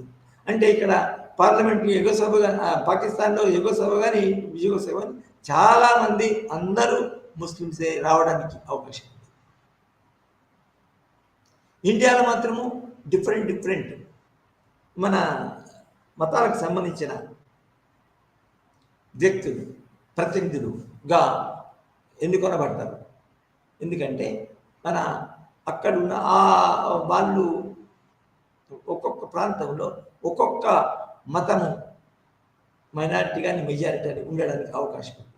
ఏ ప్రాంతంలో అయితే మెజారిటీ మతము ఒక మతానికి సంబంధించిన పౌరులు ఓటర్లు ఎక్కువ సంఖ్యలో ఉంటారో ఆ మతానికి సంబంధించిన వ్యక్తి అక్కడ ఎన్నుకోవడానికి అవకాశం ఉంటుంది. అది పార్లమెంటరీ విధానమే, ఇది పార్లమెంటరీ విధానం. కానీ మన మత బ్యాక్గ్రౌండ్ ఏదైతే ఉందో, కల్చరల్ బ్యాక్గ్రౌండ్ ఏదైతే ఉందో ఆ భేదాన్ని బట్టి ఆ భేదము ప్రభావితం చేయడం వల్ల ఎన్నికల వల్ల అక్కడ మత ప్రాతిపదిక మొత్తం ముస్లిమ్సే ఉంటారు, ఇక్కడ హిందువులు ఉంటారు. ఇది అన్ని రకాల మన మతస్థులు ఉండడానికి అవకాశం. ముఖ్యంగా ముఖ్యమైన కొన్ని మెజారిటీ ఒక మెజారిటీ వేరే మతానికి చెందిన వాళ్ళు ముస్లిమ్స్కు ప్రతి రాష్ట్ర అసెంబ్లీలోను ప్రతి పార్లమెంటులోను నిజానికి హిందువుల తర్వాత ముస్లిమ్స్ యొక్క మెజారిటీ ఉంటుంది. కానీ అత్యధిక మన మెజారిటీ మాత్రం హిందువులకు ఉంటుంది. సో ఈ విధంగా అమెరికన్ పార్లమెంట్, మన పాకిస్తాన్ పార్లమెంటు, మన ఇండియన్ పార్లమెంటరీ విధానాలు అది చేయడానికి అవకాశం ఉంది. అదేవిధంగా ఏ విధంగా వర్క్ చేస్తుంది ఏది పార్లమెంటరీ విధానము, పార్లమెంటరీ సభ్యులు ఏ విధంగా పనిచేస్తారు అని కనుక మనము ప్రశ్నించుకుంటే దానికి అక్కడ ప్రజల యొక్క మన ఆర్థిక, రాజకీయ, సాంఘిక అవసరాలు, అభిప్రాయాలు, మన డిమాండ్స్, ఇష్యూస్ మీద కాకుండా అక్కడ పాకిస్తాన్లో మతప్రాంతికంగా ఏది కరెక్టు, మతపరంగా ఏది కరెక్ట్ అయితే ఆ నిర్ణయాన్ని ఎక్కువ తీసుకోవడం జరుగుతుంది. ఇండియాలో మాత్రము మతానికి ఒక ఇష్యూ మతంతో సంబంధం లేకుండా ఒక ఇష్యూను చర్చించి, అబ్జర్వ్ చేసి, పరిశీలించి అది ఎంతమందికి మన ఉపయోగపడుతుంది, తర్వాత అన్ని మతస్థుల వారికి, అన్ని ప్రాంతీయాలకి మన ఉపయోగపడుతుందా లేదా అనే విధంగా దాన్ని ఆ ఇష్యూని చర్చించి ఇది నిర్ణయం ప్రభుత్వం రాష్ట్ర స్థాయిలో కానీ కేంద్ర స్థాయిలో కానీ మన ఇది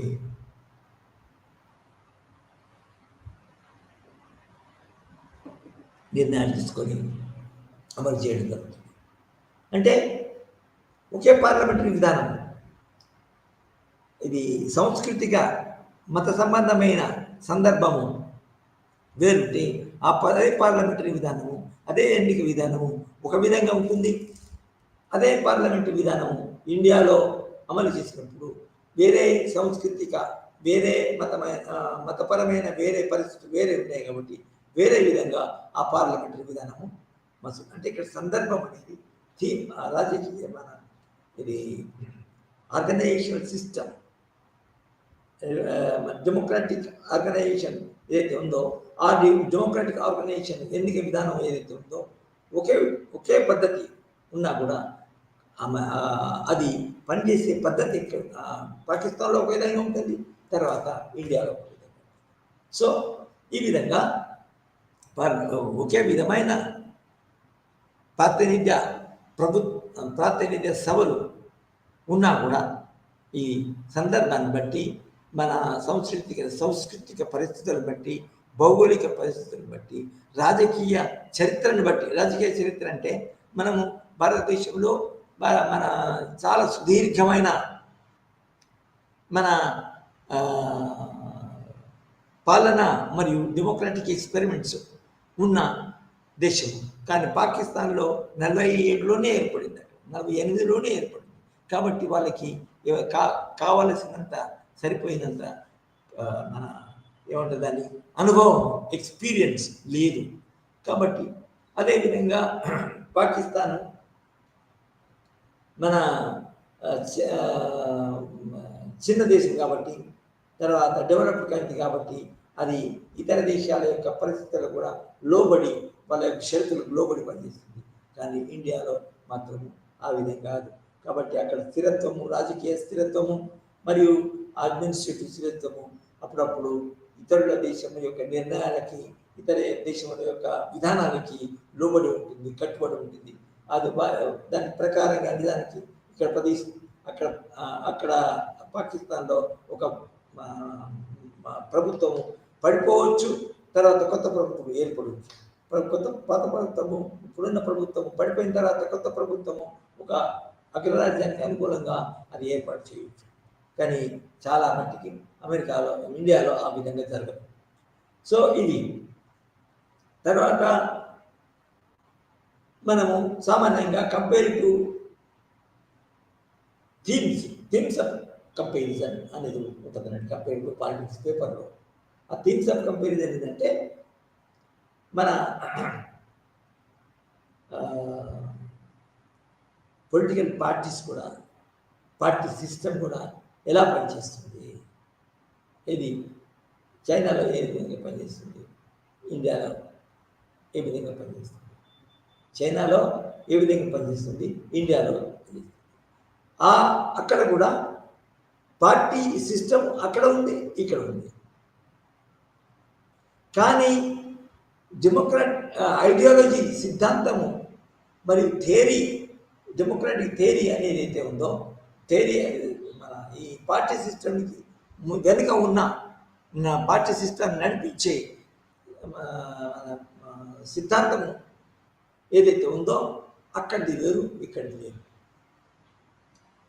చైనాలో కమ్యూనిజం సిద్ధాంతానికి అనుగుణంగా ఉండే వన్ పార్టీ సిస్టమ్ అనేది ఉంది.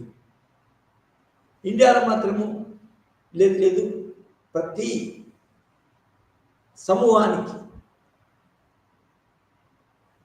మన డెమోక్రటిక్గా స్వతంత్రంగా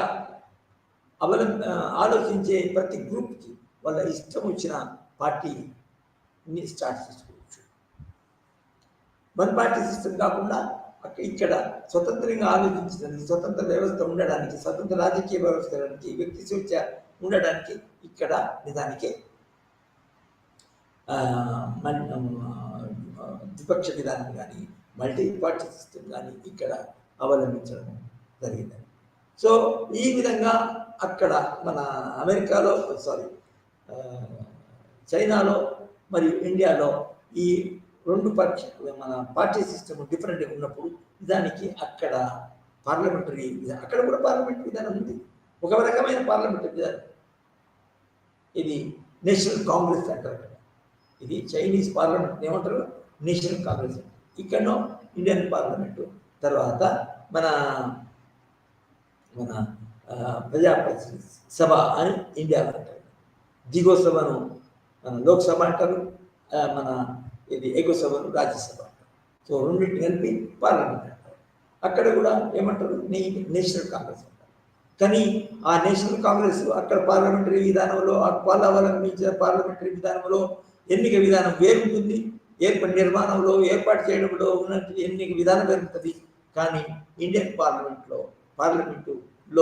దిగువ సభ, పార్టీ సిస్టము అని వేరు. చైనాలో party system one party system, ఏకపక్ష విధానం. మరియు కానీ ఇండియాలో మాత్రము మనం బ్రిటిష్ కాలం నుండి మల్టీ పార్టీ సిస్టమ్ను అది మన అవలంబించాలన్నట్టు. ఇవాళ ఇక్కడ ఫర్ ఎగ్జాంపుల్ బ్రిటిష్ కాలంలోని మనకి మన ఇండియాలో మన 1885లో ఏర్పడ్డ కాంగ్రెస్ పార్టీ, 1905లో ఏర్పడ్డ మన ముస్లిం లీగ్, తర్వాత బ్రిటిష్ కాలంలో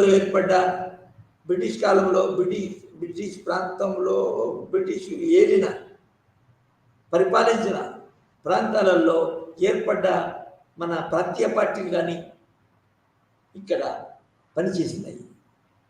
అదొక ప్రత్యేకత. అసలు బ్రిటిష్ పాలన వల్ల బ్రిటిష్ సామ్రాజ్య విధానాల్లో బ్రిటిష్ సామ్రాజ్య విధానం ప్రభుత్వం అవలంబించిన విధానాల వల్ల భారతదేశము నిజానికి ఒక విధంగా ఆర్థికంగా వెనుకబడవచ్చు, కానీ రాజకీయంగా మాత్రము ఒక విధంగా మంచి మార్పులకే లోనైంది అని మనం చెప్పవచ్చు.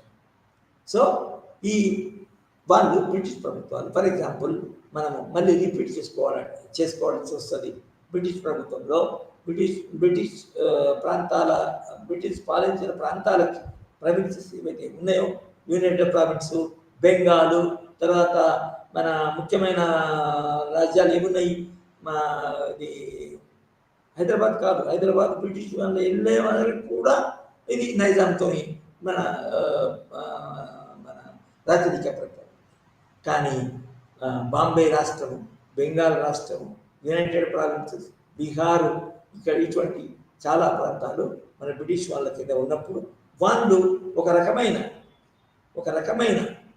మన ప్రాతినిధ్య ప్రభుత్వాలు ఏర్పరుస్తున్నారు. ఒకటి కేంద్ర స్థాయిలోనే కాకుండా చిన్న ప్రాంతీయ స్థాయిలో కూడా వాళ్ళు నిజానికి మన ఇది మన డెమోక్రటిక్ హౌసెస్, ప్రజా ప్రాతినిధ్య సభలు ఏర్పడతాయి. అంతేకాకుండా ఆ సభలకు ప్రాతినిధ్యం వహించి ఆ సభలకు బాధ్యతాయుతంగా ఉండే మంత్రివర్గం ఏర్పడేటట్టు కూడా వాళ్ళు మన ఈ ప్రజా సంస్థల స్థాపన, ప్రాతినిధ్య సంస్థల స్థాపన ఏర్పడడం జరిగింది. ఫర్ ఎగ్జాంపుల్ మనము ఏ ముఖ్యమైన కొన్ని చూసుకుంటే, ఫస్ట్ మనం గమనించవలసింది ఏంటంటే, ప్రస్తుతం మనము పరిగణలోకి తీసుకుంది ఏంటంటే, బ్రిటిష్ పాలనలోకి మన దేశంలోని ముఖ్యమైన ప్రాంతాలు 1858లోనే ఒక చట్టం ఏర్పడింది. గవర్నమెంట్ ఆఫ్ ఇండియా యాక్ట్ అనేది పాస్ చేయడం జరిగింది. యాక్ట్ ద్వారా మన భారతదేశం ప్రావిన్సెస్ అన్ని డైరెక్ట్గా బ్రిటిష్ పాలన కిందకి వచ్చినాయి. 1858 గవర్నమెంట్. 1857లో సిపాయి ముట్టిని ఏదైతే ఉన్నదో, సిపాయి ముట్టిని ద్వారా మన ఇండియన్ సంస్థానం అనేది ఝాన్సీని మన ఓడించడం జరిగింది. మన ఇది ఝాన్సీ రాణి కోటను ఆక్యుపై చేసుకోవడం జరిగిన తర్వాత బ్రిటిష్ ప్రభుత్వము పాలకులు ఏమని గమనించారంటే, ఇక్కడ మొదటి ప్రపంచ యుద్ధం వచ్చింది, మొదటి స్వాతంత్ర యుద్ధం వచ్చింది, అదే కాకుండా రెండవ స్వాతంత్ర యుద్ధం రావడానికి కూడా అవకాశం ఉంటుంది అని వాళ్ళు భావించడం జరిగిన తర్వాత కంపెనీ పాలన తీసేసి, ఈస్ట్ ఇండియా కంపెనీ పాలన తీసేసి వాళ్ళు అంటే ఈస్ట్ ఇండియా కంపెనీకి ఈ మన బ్రిటిష్ వ్యతిరేక పోరాటాలు అణచివేయడానికి చేత కాదు, వీలు కాదు అని కొత్త పాలన కావాలా, కొత్త శాసనం కావాలా, కొత్త పద్ధతిలో మన భారతదేశ భూభాగాన్ని మనం పరిపాలించాలని వాళ్ళు అనుకున్నారు. అట్లా అనుకొని వాళ్ళు ఏం చేశారంటే, ఆ మన బ్రిటన్ కింద ఉన్న భారతీయ ప్రాంతాలన్నీ వాళ్ళ పాలనకి డైరెక్ట్గా తీసుకొని రావడం జరిగింది. ఇది ఈస్ట్ ఇండియా 1858లో. So government of India act was passed in the British parliament. So అప్పటి నుంచి నిజానికి మన దేశంలో ప్రజాస్వామ్య వ్యవస్థలను కొంచెం అంచెలంచెలుగా ఇన్స్టాల్మెంట్స్ పద్ధతిలో వాళ్ళు చేయడం జరిగింది. అతని కౌన్సిల్స్ యాక్ట్ అనేటివి 1862 ఒకటి, 1898 ఒకటి, తర్వాత 1909 ఇంకొకటి, 1909 తర్వాత మన 1919 ఒకటి, తర్వాత 1935 ఒకటి, చాలా లాస్ట్ అనుకోండి. ఈ యాక్ట్స్ ద్వారా వాళ్ళు ప్రజాస్వామ్యాన్ని ఇక్కడ ప్రవేశపెట్టడం జరిగింది. కానీ మల్టీ పార్టీ సిస్టమ్ను ప్రవేశపెట్టారు. వాళ్ళకు అనుకూలంగా ఏంటంటే వాళ్ళు ఏమనుకున్నారు, బ్రిటిష్ వాళ్ళకి చాలామంది రచయితల చరిత్రకారుల ప్రకారము, రాజనీతి నిపుణుల ప్రకారము బ్రిటన్ ఏమనుకుంది అంటే ఇది మల్టీ పార్టీ సిస్టమ్ ఉంటేనే భారతీయులందరూ ఐక్యంగా సంస్థలను యునైటెడ్ ఆర్గనైజేషన్ ఏర్పరచుకొని బ్రిటిష్ వాళ్ళకి వ్యతిరేకంగా ఉండడానికి అవకాశం ఉండదు. So it is better to keep them away from each other. It's better to allow different organizations with different motives. A party representing its own people, sentiments of the people, religious sentiments of the people, like Islam, Muslim League. అదే విధంగా హిందువులకు ఒకవేళ మన BJP RSS అప్పుడు ఉన్నా కూడా వాళ్ళు తప్పకుండా ప్రోత్సహించేవారు.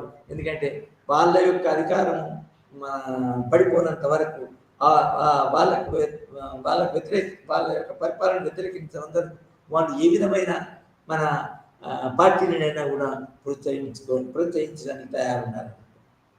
అదేవిధంగా క్రిస్టియన్స్ కూడా వాళ్ళు మన పార్టీలు కాకుండా కూడా ఆర్గనైజేషన్స్ ప్రోత్సహించడానికి వాళ్ళు సిద్ధంగా ఉన్నారు.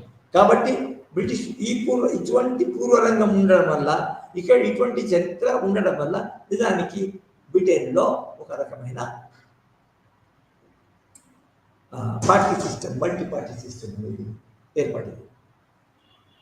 కానీ చైనాలో పూర్వరంగం ఏంటంటే 1911 నుంచి 1947 వరకు మన ఏర్పడ్డ రాజకీయ పరిస్థితుల వల్ల, తర్వాత కమ్యూనిస్టు మన పార్టీ ఆధ్వర్యం ఉండడం వల్ల, communist party one party system మీద నమ్మకం ఉండడం వల్ల అక్కడ పూర్వరంగాన్ని బట్టి అక్కడ వన్ పార్టీ సిస్టమ్ ఏర్పడింది.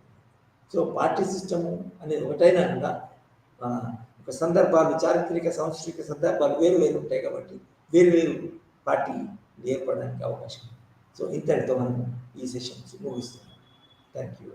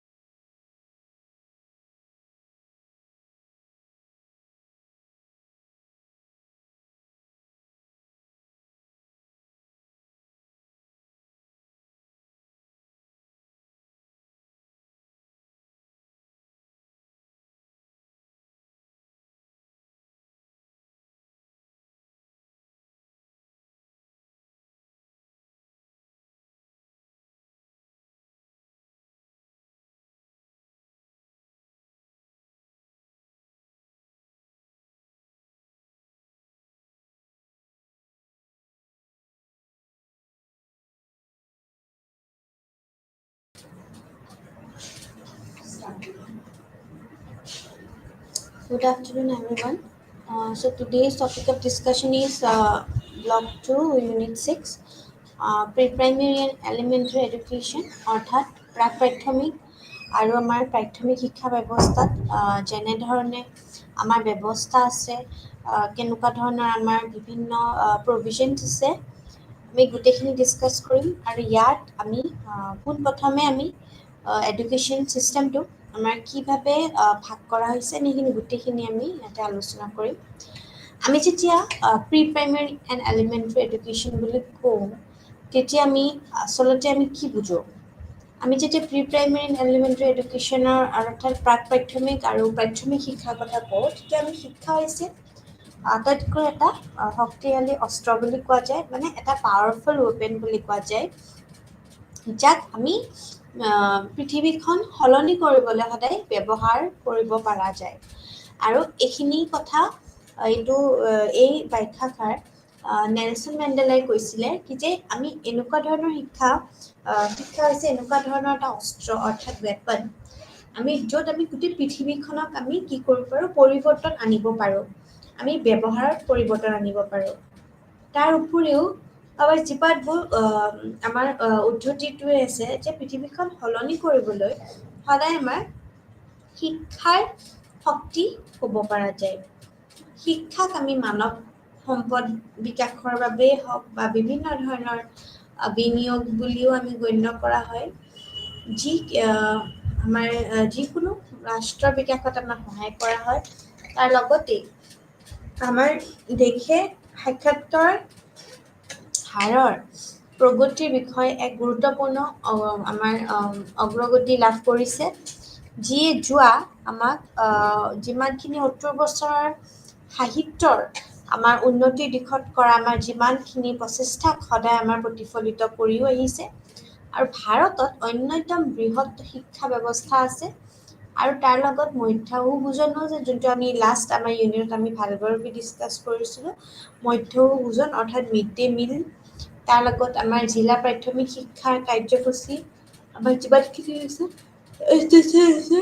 আদিৰ দৰে বিভিন্ন আঁচনি আমাক সদায় প্ৰাথমিক শিক্ষাৰ আমাৰ প্ৰৱেশিকা কৰে আৰু তাৰ লগত বিভিন্ন ধাৰণ বৃদ্ধিতাও অৰিহণা আমাৰ সদায় যোগাই আহিছে তাৰ লগতেই বিভিন্ন স্তৰত বিদ্যালয়ৰ আমাৰ বৰ্ধিত সংখ্যাৰ ফলত বিদ্যালয়ত কি হৈছে কি যে আমাৰ শিক্ষা সহজে প্ৰাপ্ত কৰা আমি পাবলৈ পাওঁ কিন্তু তথাপিও আমি বিদ্যালয়ৰ বাহিৰেও শিশু লিংগ বৈষম্য অসুবিধাগ্ৰস্ত গোটৰ শিক্ষা স্কুল এৰি যোৱা যিমানবোৰ আমাৰ আদি বিষয়বোৰৰ বিষয়েও আমি চিন্তা কৰিব লাগিব প্ৰাক প্ৰাথমিক প্ৰাথমিক আৰু মাধ্যমিক তিনিটা স্তৰৰে আমাৰ শিক্ষা আমাৰ ইজনে সিজনৰ সৈতে আমি আন্তঃ সংযোজিত হৈ আছোঁ আৰু তাৰ লগতেই আমি কওঁ যে আমাৰ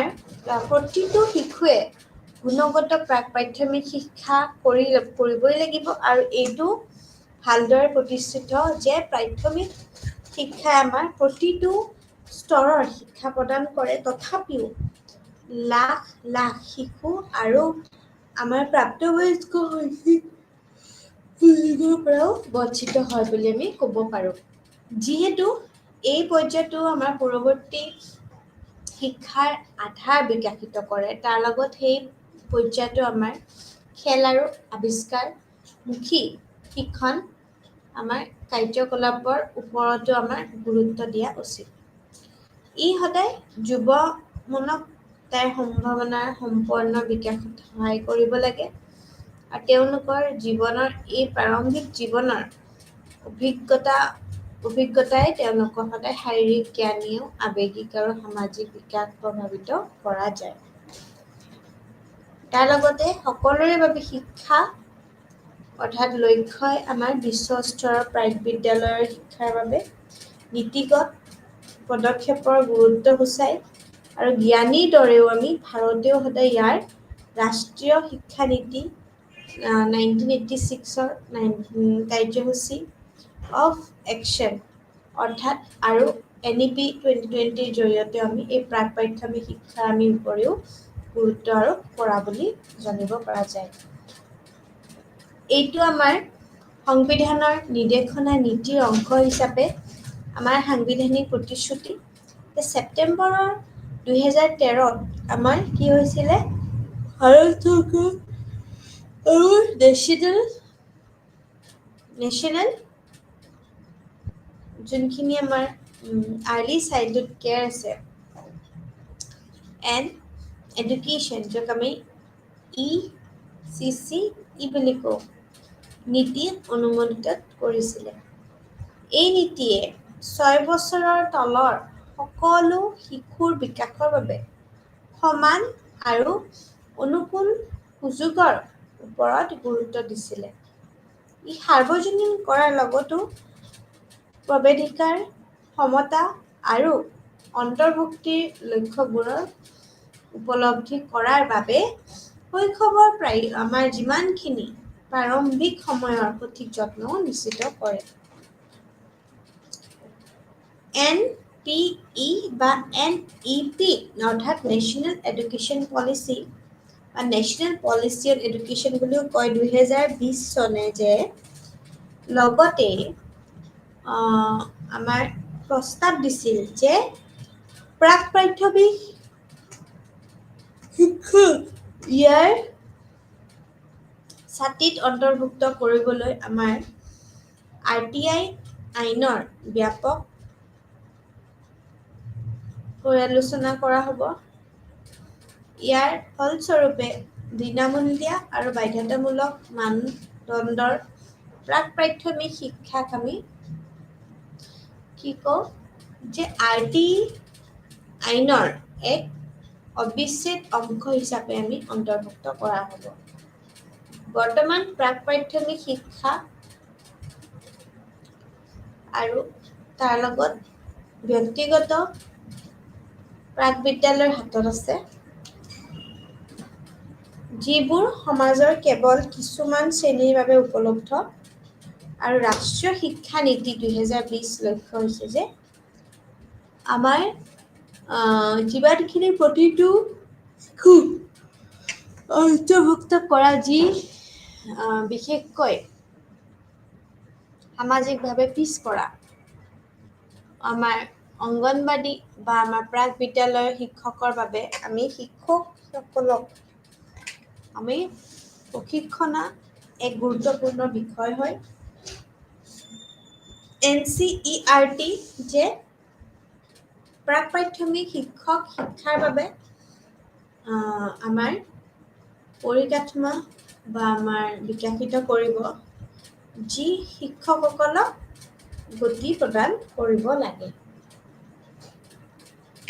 তাৰ লগত আমাৰ এতিয়া status of pre primary education in India অৰ্থাৎ প্ৰাক প্ৰাথমিক শিক্ষা ব্যৱস্থা ভাৰতবৰ্ষৰ ষ্টেটাছটো শিশুটোৰ কল্যাণক শৈক্ষিক পৰিকল্পনাৰ এক গুৰুত্বপূৰ্ণ বিষয় হিচাপে গণ্য কৰা হয়। কল্যাণৰ পৰা বিকাশলৈ পৰিৱৰ্তনৰ সৈতে মুখ্য বিৰতিৰ আমাৰ ICTS আঁচনিৰ প্ৰৱৰ্তনৰ সৈতে আহিছিল। আমাৰ যোনটো আমাৰ GOI আমাৰ আছে, তাৰ সেই চনত আমি ইণ্টিগ্ৰেটেড চাইল্ড ডেভেলপমেণ্ট ছাৰ্ভিচ বা আমি ICTS আঁচনিখন যোনখন এইখনো আৰম্ভ কৰিছিলে। ICTSৰ মুখ্য বৈশিষ্ট্যসমূহ আছে কিছুমান, যাক আমি ইণ্টিগ্ৰেটেড চাইল্ড ডেভেলপমেণ্টটো কওঁ। ই স্বাস্থ্য সেৱা সুবিধা তাৰ লগত পৰিপূৰক হিচাপে আমাৰ পুষ্টিগত সমৰ্থন আমাক লগতে প্ৰদান কৰে। ই আমাক প্ৰাথমিক বিদ্যালয়ৰ যিমানখিনি প্ৰৱেশৰ প্ৰস্তুতি হিচাপে শিশুৰ আমাৰ যোগাযোগ আৰু জ্ঞানীয় দক্ষতাৰ উন্নতিৰ ওপৰতো গুৰুত্ব দিয়া যায়।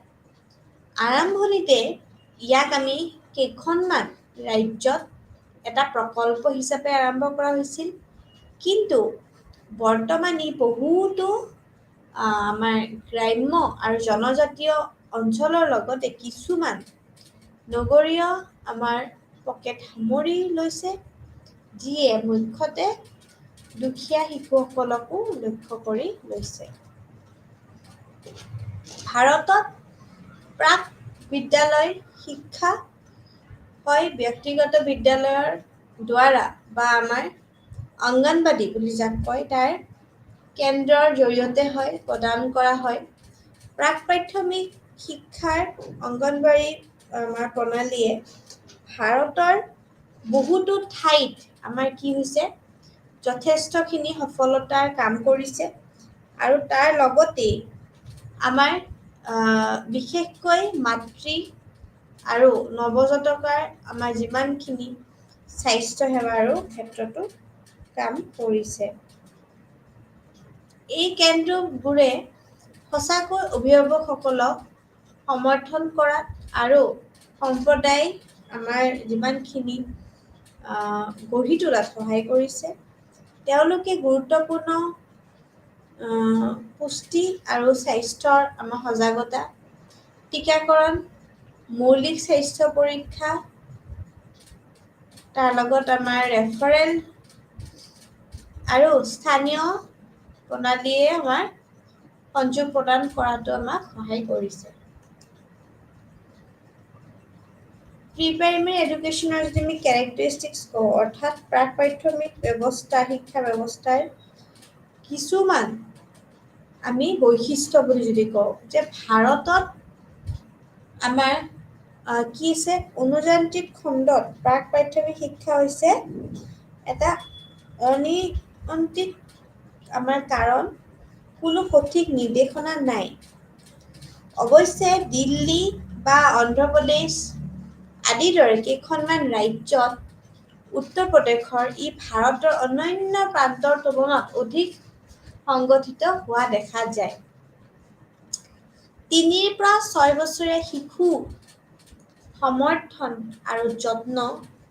প্ৰাক প্ৰাথমিক শিক্ষাই শিশুটোৰ শাৰীৰিক, মানসিক আৰু সামাজিক স্থিতিৰ যিমানখিনি আমাৰ নিৰ্বিশেষ খেল, উপভোগ আৰু সাক্ষৰতা আৰু সংখ্যাৰ পৰিচয় জৰিয়তে বিদ্যালয় শিক্ষাৰ আমাৰ সুৰক্ষা, আমাৰ যত্ন, জীয়াই থকা আৰু প্ৰস্তুতিৰ অধিকাৰ নিশ্চিত কৰিবলৈ ৩ পৰা ৬ বছৰলৈ শিশুটোক আমাক সদায় সমৰ্থন আৰু যত্ন প্ৰদান কৰে। মানে আমি যাক অলৰাউণ্ড ডেভেলপমেণ্ট বুলি কওঁ, অৰ্থাৎ মানসিক, শাৰীৰিক বা আমাৰ বিভিন্ন ধৰণৰ আধ্যাত্মিক, সামাজিক এই গোটেই ফালে যেতিয়া আমাৰ বিকাশ হয়।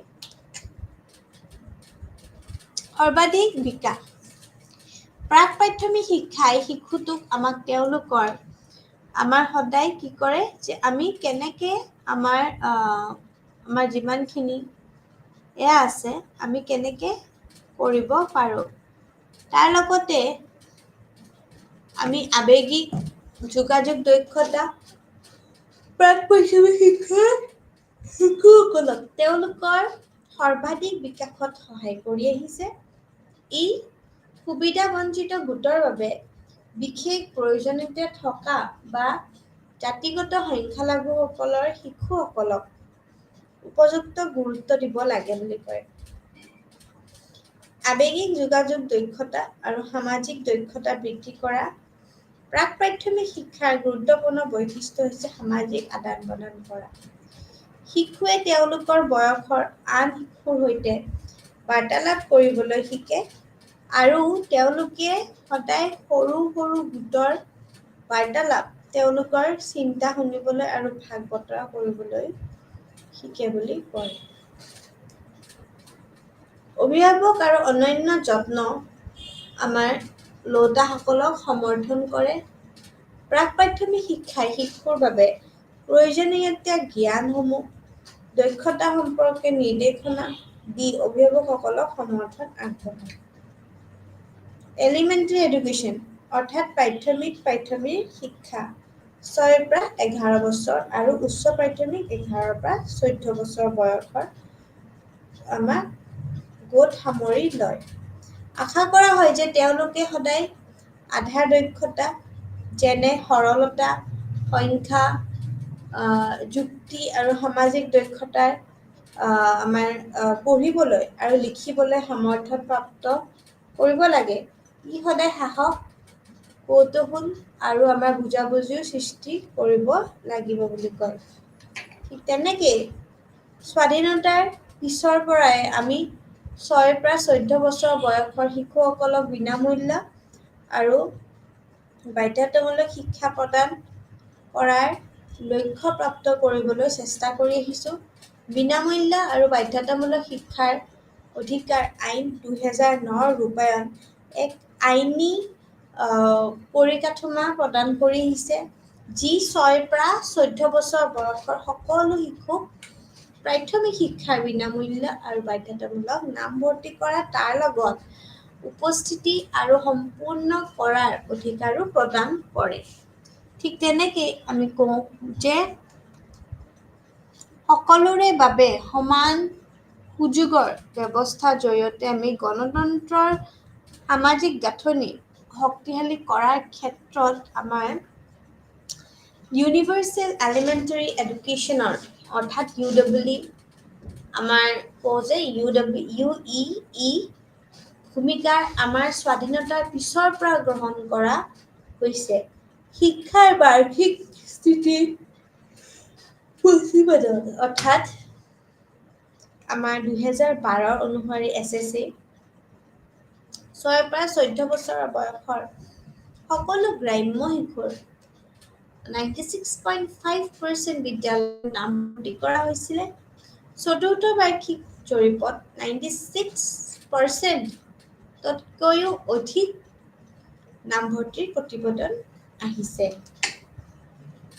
ভাৰতৰ 2007 চনৰ পৰা 2014 চনলৈ অৰ্থাৎ কিমান বছৰ 7 বছৰৰ গেপত এই বয়সৰ শিক্ষাৰ্থীসকলৰ বাবে গড় নামভৰ্তি অনপুট 95% বজাই ৰাখিছে। ইয়াৰ ফল হিচাপে বিদ্যালয়ত আমাৰ নামভৰ্তি যিমানখিনি আমাৰ থাকে তাৰ নকৰাকৈ 6 পৰা 14 বছৰৰ বয়সলৈ শিক্ষাৰ্থীৰ সংখ্যা 2018 আমাৰ শিক্ষা আমাৰ যিমানখিনি বিষয়তো আমাৰ 2.8%লৈ হ্ৰাস পাইছে। তথ্যই দেখুৱাইছে যে বিদ্যালয়ত আমাৰ ক্ষেত্ৰত বছৰ বছৰ ধৰি গুৰুত্বপূৰ্ণ উন্নতি হৈছে, কিন্তু এইটোও দেখা গৈছে যে অন্যান্য বিষয়ৰ লগতে প্ৰাথমিক শিক্ষাৰ পৰাও বাদ পৰাটো ভাৰতীয় শিক্ষা ব্যৱস্থাৰ আগতকৈও কঠিন সমস্যা হৈছে।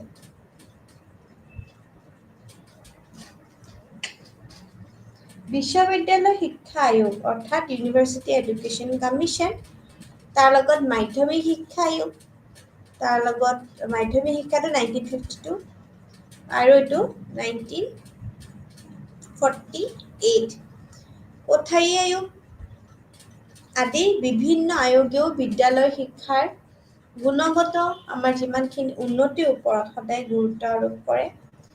তেওঁলোকে কৈছিল যে আমাৰ দেশৰ বিকাশ বিদ্যালয়ৰ পৰ্যায়ত গুণগত শিক্ষাৰ ওপৰত নিৰ্ভৰ কৰে।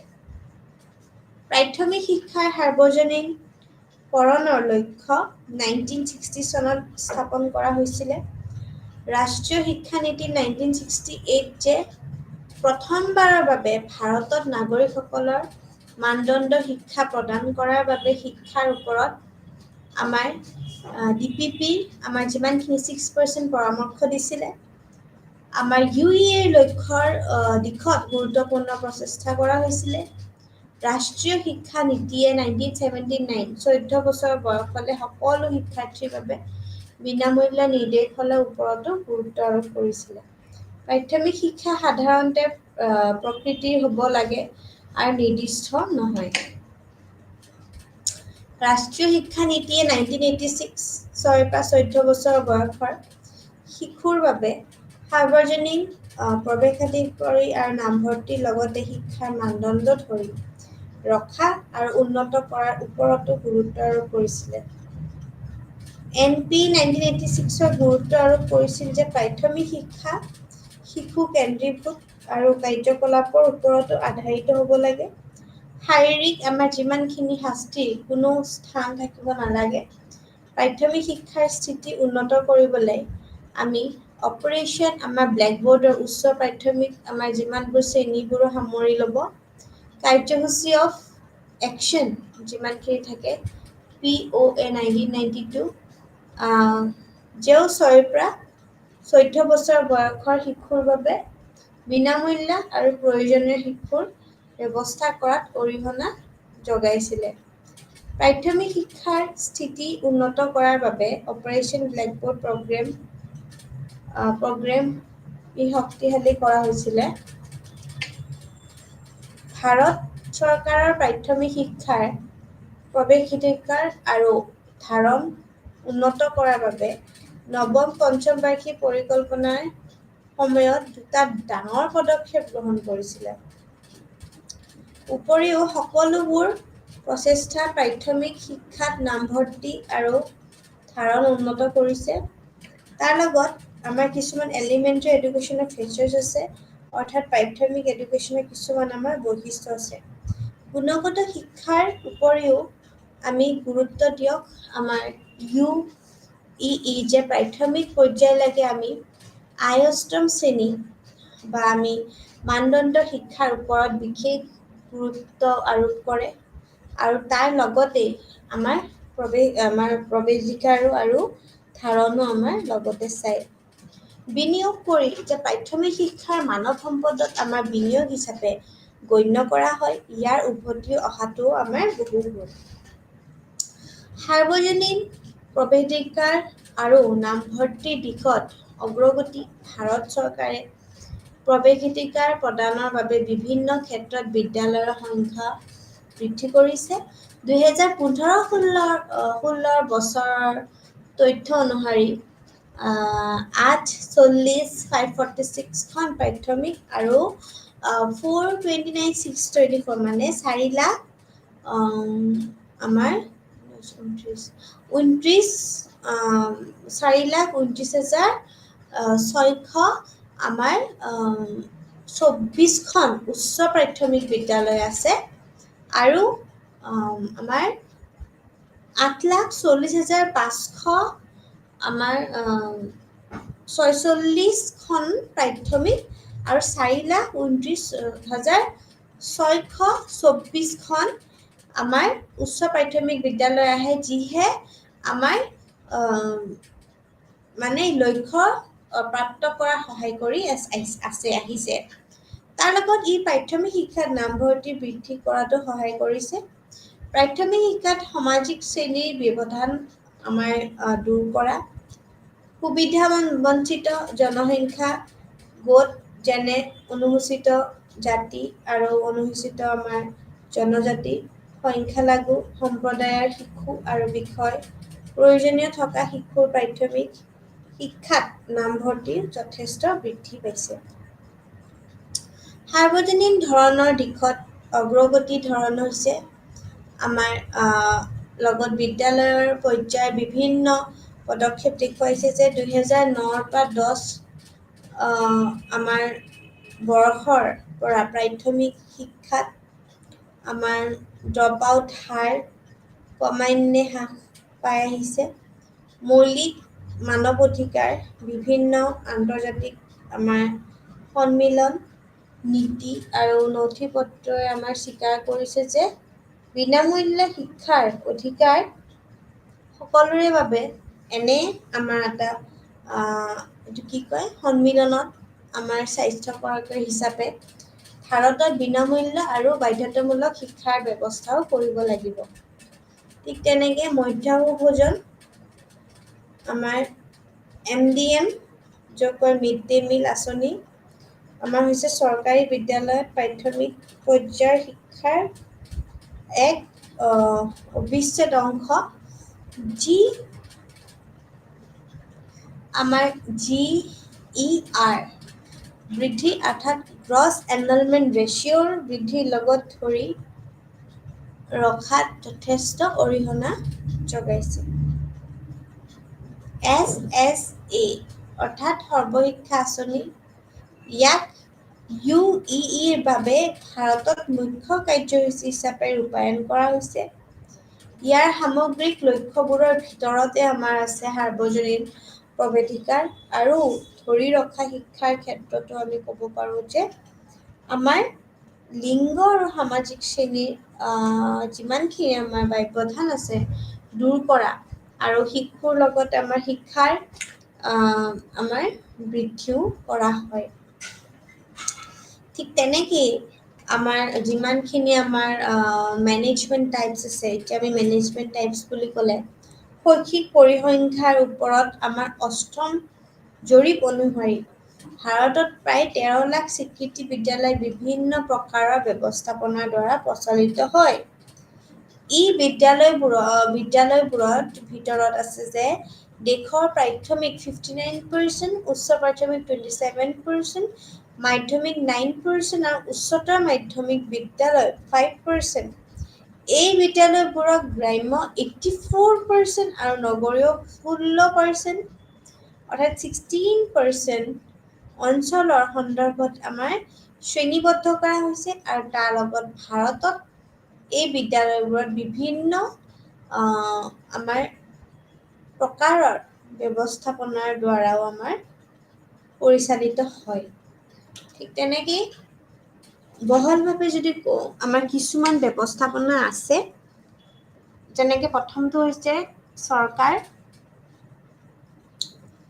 এখন চৰকাৰী বিদ্যালয় যদি আমি কওঁ, এখন চৰকাৰী বিদ্যালয়ত কি আমাৰ সা-সুবিধা থাকে, কি থাকে প্ৰভিজন?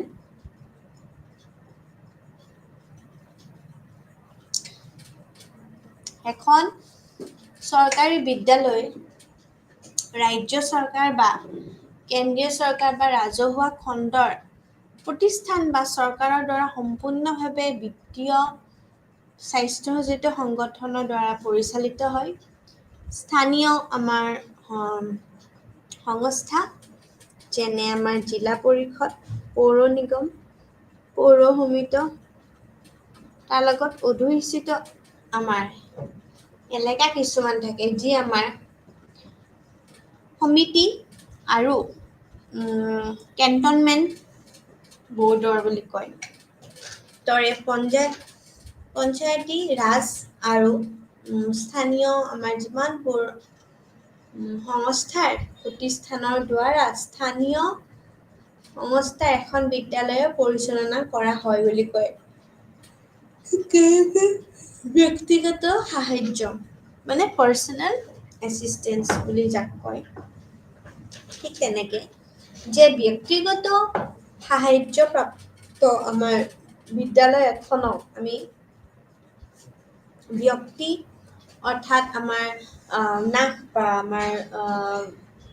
আমাৰ ব্যক্তিগত সংগঠনৰ দ্বাৰা আমাৰ স্বীকৃতি আৰু পৰিচালিত হয় আৰু স্থানীয় সংস্থা বা ৰাজ্য চৰকাৰ বা কেন্দ্ৰীয় চৰকাৰৰ পৰা অনুদান প্ৰাপ্ত কৰে।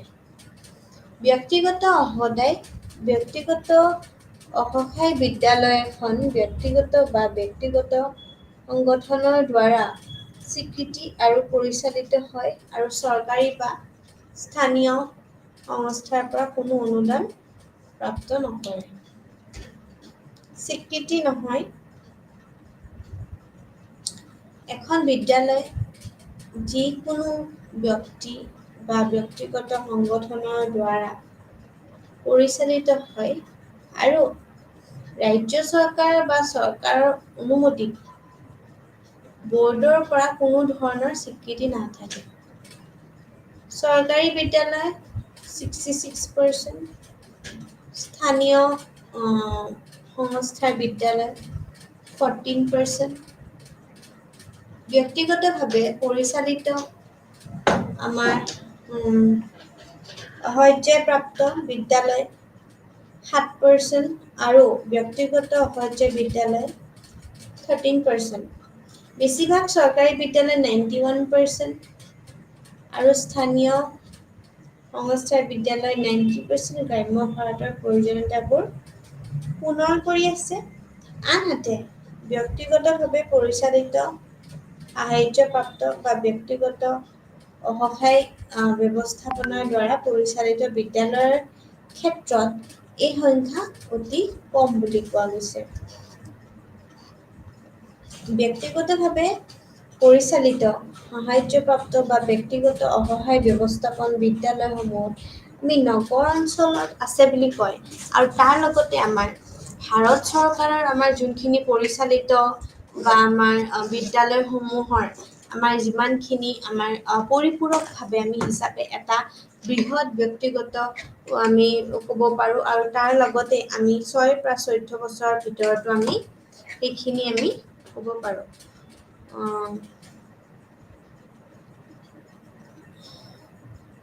তো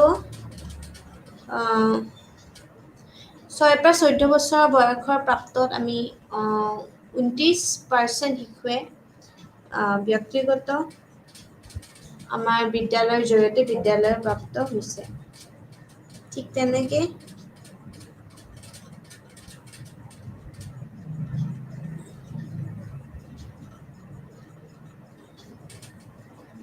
আমাৰ শিশুৱে ব্যক্তিগত বিদ্যালয়ৰ জৰিয়তে আমাৰ বিদ্যালয় শিক্ষা প্ৰাপ্ত কৰে। Regulatory bodies for school education. কেন্দ্ৰীয় পৰ্যায়ত বিদ্যালয় শিক্ষাৰ বাবে নিয়মক আমাৰ সংবিধান অনুসৰি প্ৰাথমিক পৰ্যায়লৈকে শিক্ষা শিশুৰ মৌলিক অধিকাৰ, তাৰ লগত আমাৰ যিমানখিনি আমাৰ থাকিব লাগে যে আমি এইখিনিমান আমি বিভিন্ন প্ৰকাৰ বিদ্যালয় ভাৰতত শিক্ষা প্ৰদান কৰা হয় আৰু তাৰ লগতে আমি যেতিয়া চৰকাৰী বিদ্যালয়ৰ উপৰিও কেইখনমান আমি চৰকাৰী সাহায্যপ্ৰাপ্ত বা তাৰ লগত আমি কি বুলি ক'ব পাৰোঁ যে আমাৰ বেচৰকাৰী বিদ্যালয়েও কাম কৰি আছে।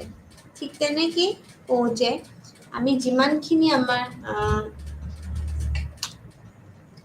ভাৰতীয়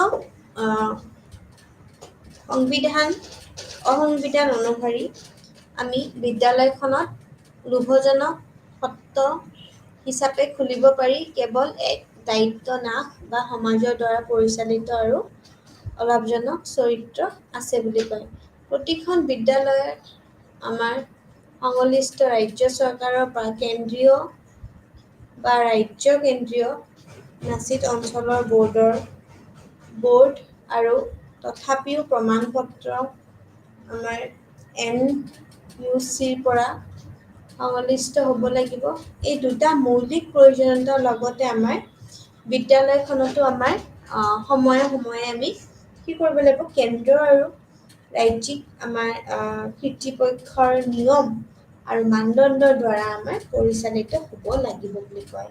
ঠিক তেনেকৈ শিক্ষাৰ আমাৰ যেতিয়া মন্ত্ৰালয় বা আমাৰ পূৰ্বৰ মানৱ সম্পদ উন্নয়ন মন্ত্ৰালয়, যাক আমি MHRD বুলি কওঁ, আমি ministry of human resource and development অৰ্থাৎ MHRD। এতিয়া MHRD যিমানখিনি ফাংচনছ বা MHRD আমাক আমি ইয়াতে লিখি দিওঁ MH, এইটো ইংলিছত জনাটো বহুত important. M stands for ministry, H stands for ministry of human, অৰ্থাৎ একেনে মানৱ সম্পদ কৈছে human. R stands for resource, মানৱ সম্পদ, এণ্ড উন্নয়ন মানে development, ministry of human resource and development. সেইকাৰণে MHRD বুলি কৈছে। এতিয়া MHRD আমি শিক্ষা মন্ত্ৰালয়, আমি পূৰ্বৰ মানৱ সম্পদ উন্নয়ন মন্ত্ৰালয়ৰ কথা কৈছোঁ, যে কেন্দ্ৰীয় চৰকাৰে সদায় সংবিধানত আমাৰ সন্নিৱিষ্ট আমাৰ যিমানখিনি পৰিকাঠামো আৰু বহল নীতিৰ ভিতৰত শিক্ষাৰ ক্ষেত্ৰত ইয়াৰ কাম আৰু দায়িত্ব পালন কৰে। তাৰ লগত এই উদ্দেশ্যৰ বাবে আমি নীতি, নথিপত্ৰ, নিয়ম আৰু নিয়মাৱলী আমি উলিয়াই দিছোঁ, অৰ্থাৎ টাৰ্মছ, ৰুলছ এণ্ড ৰেগুলেশ্যন। শিক্ষা মন্ত্ৰালয় আৰু অন্যান্য শিক্ষা অনুষ্ঠানক ধৰি আমাৰ সংসদৰ দ্বাৰা নিৰ্দিষ্ট আইনসমূহ আমি গৃহীত কৰা হয় বুলি কয়।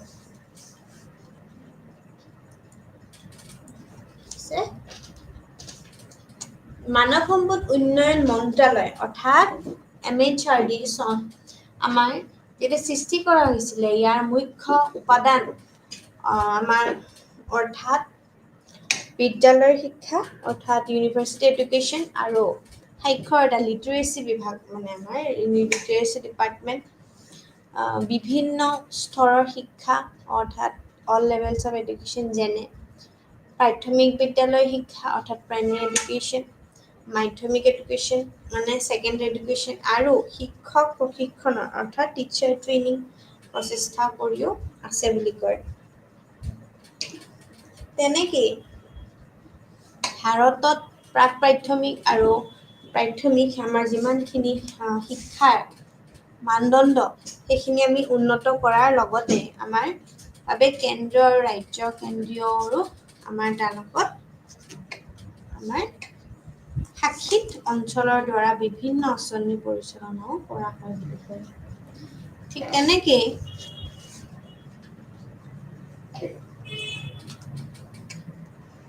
প্ৰাথমিক পৰ্যায়ত সৰ্বশিক্ষা অভিযান আৰু মধ্য অভিযান কাৰ্যসূচী, মাধ্যমিক পৰ্যায়ত মডেল স্কুল স্থাপন, বিদ্যালয়ত ICT ব্যৱহাৰ, বিশেষ শিশুৰ বাবে অন্তৰ্ভুক্ত শিক্ষা,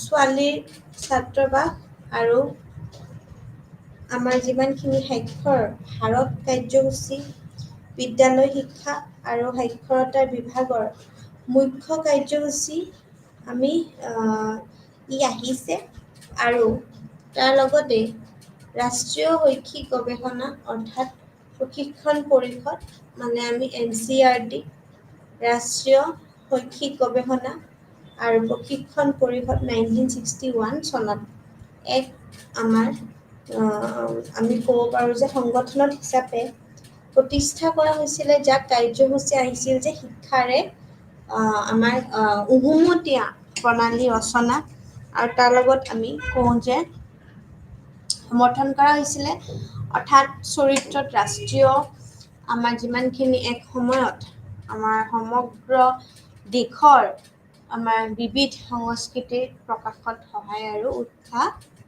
তাতে আমি গম পাওঁ। NCERT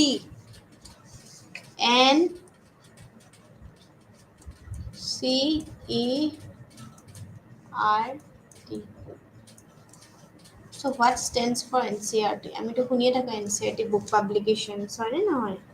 So what stands for NCERT? NCERT, N stands for National, C stands for Curriculum, E stands for Education, R stands for Research, T stands for Training.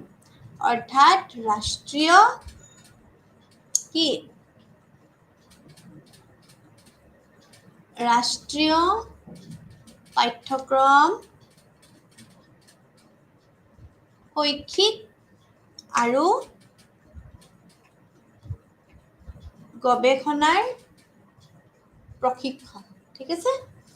চ' NCERT যে কেন্দ্ৰীয় আৰু ৰাজ্য চৰকাৰৰ বিদ্যালয় যিমানবোৰ চেণ্ট্ৰেল স্কুলছ আছে আৰু আমাৰ ষ্টেটৰ যিমানবোৰ স্কুলছ আছে তাৰ বিদ্যালয়ৰ শিক্ষাৰ গুণগত উন্নতিৰ বাবে নীতি আৰু কাৰ্যসূচীৰ ওপৰত সহায় আৰু পৰামৰ্শ দিয়ে বুলি কয়। NCERTৰ মুখ্য উদ্দেশ্যবোৰৰ ভিতৰত আছে গৱেষণা, বিকাশ, প্ৰশিক্ষণ আৰু সম্প্ৰসাৰণৰ প্ৰকাশন আৰু তাৰ লগত বিদ্যালয় শিক্ষাৰ সম্পৰ্কীয় প্ৰচাৰ আৰু কাৰ্যকলাপ আছে। NCERT যে আজমেৰ, ভোপাল, ভুৱনেশ্বৰ এইখিনি হৈছে RI আৰু মাইসূৰ 4টা অঞ্চলত শিক্ষাৰ প্ৰতিষ্ঠান স্থাপন কৰিছে। আৰু ইয়াতে আচলতে 4টা নহয়, ইয়াতে 5টা হ'ব আৰু নতুনটো হৈছে শ্বিলং, ঠিক আছে। আমি এইটো শ্বিলংটো লিখি দিম, এইটো আচলতে 4টা নহয়, এইটো 5টা হয় আৰু 5টাটো কি হয় শ্বিলং। বৰ্ণিহাটৰ ৰাস্তাটোত আমি গ'লে দেখিম তাতে RIE আছে, ৰিজনেল ইনষ্টিটিউট অফ এডুকেশ্যন, য'ত আমি BEd, MAd এই ট্ৰেইনিংবিলাক আমি ল'বলৈ পাৰোঁ, ঠিক আছে। চেণ্ট্ৰেল হয় এইখনত। ৰাষ্ট্ৰীয় শৈক্ষিক পৰিকল্পনা আৰু প্ৰশাসন প্ৰতিষ্ঠান NIEP, ৰাষ্ট্ৰীয় শৈক্ষিক পৰিকল্পনা আৰু প্ৰশাসন প্ৰতিষ্ঠান আগতে ৰাষ্ট্ৰীয় শৈক্ষিক পৰিকল্পনা আৰু প্ৰকাশন বিশ্ববিদ্যালয় হিচাপে আমাৰ কি হৈছিলে প্ৰশাসনৰ সেৱাত আমাৰ নিয়োজিত সংস্থা আৰু তাৰ লগত প্ৰতিষ্ঠান আৰু কৰ্মচাৰীসকলৰ আমাৰ ক্ষমতা আছিলে তো গৱেষণাৰ পেছাদাৰী সমৰ্থন সেৱাৰ সৈতে আমাৰ সম্পৰ্কিত আছিলে আৰু তাৰ লগতে আমি কওঁ যে NIIPE অৰ্থাৎ যে আধীনত কাম আমাৰ 8টা বিভাগত আছিলে প্ৰথমটো হৈছে শৈক্ষিক পৰিকল্পনা বিভাগ প্লেনিং প্ৰশাসন বিভাগ এডমিনিষ্ট্ৰেশ্যন শৈক্ষিক ব্যু বিভাগ শৈক্ষিক নীতি বিভাগ ডিপাৰ্টমেণ্ট স্কুল আৰু আনুষ্ঠানিক শিক্ষা ফৰ্মেল এডুকেশ্যন তাৰ লগত উচ্চ আৰু পেছাদাৰী শিক্ষা বিভাগ তাৰ লগত শৈক্ষিক ব্যৱস্থাপন তথা প্ৰণালী বিভাগ আৰু শিক্ষাৰ প্ৰশিক্ষণ তাৰ লগত আৰু ক্ষমতাৰ নিৰ্মাণ বিভাগ ঠিক আছে তো ৰাষ্ট্ৰীয় শিক্ষাৰ পৰিষদ যিমানখিনি আছে NCTE অৰ্থাৎ national council for teacher education চ' NCTE এক আমি কি কওঁ যে বিধিবদ্ধ সংস্থা হিচাপে প্ৰতিষ্ঠা কৰা হৈছিলে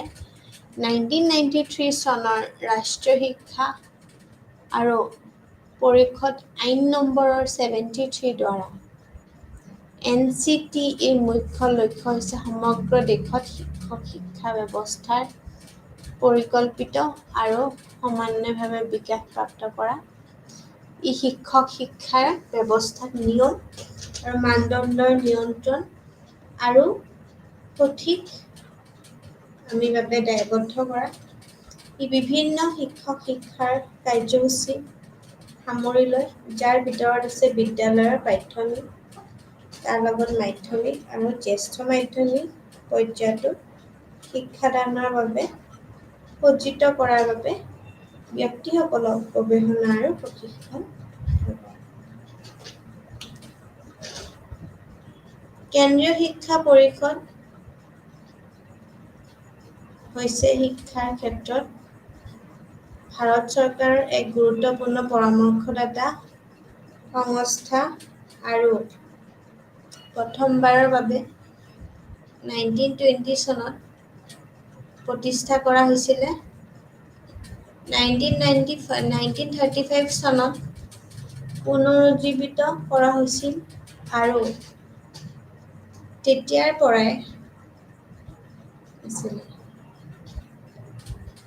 কেবি কাম হৈছে যিকোনো শৈক্ষিক প্ৰশ্নৰ ওপৰত পৰামৰ্শ দিয়া আৰু যাক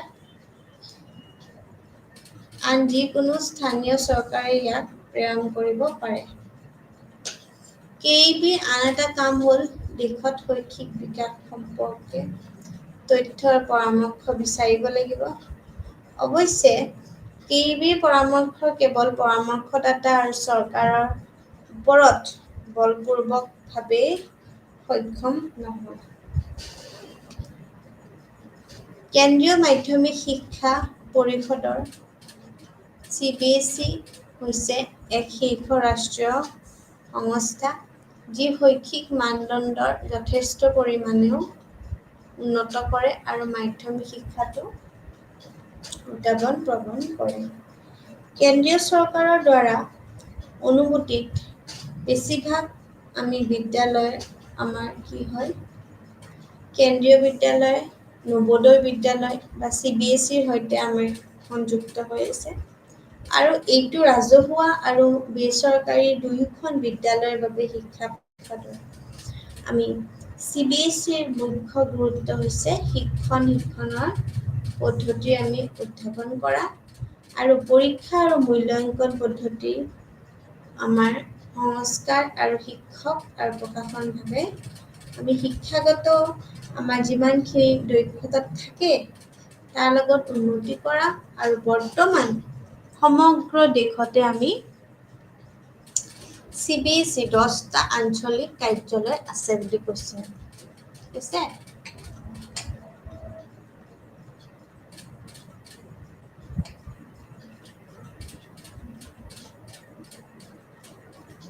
আৰু তাৰ লগতে আমি কওঁ যে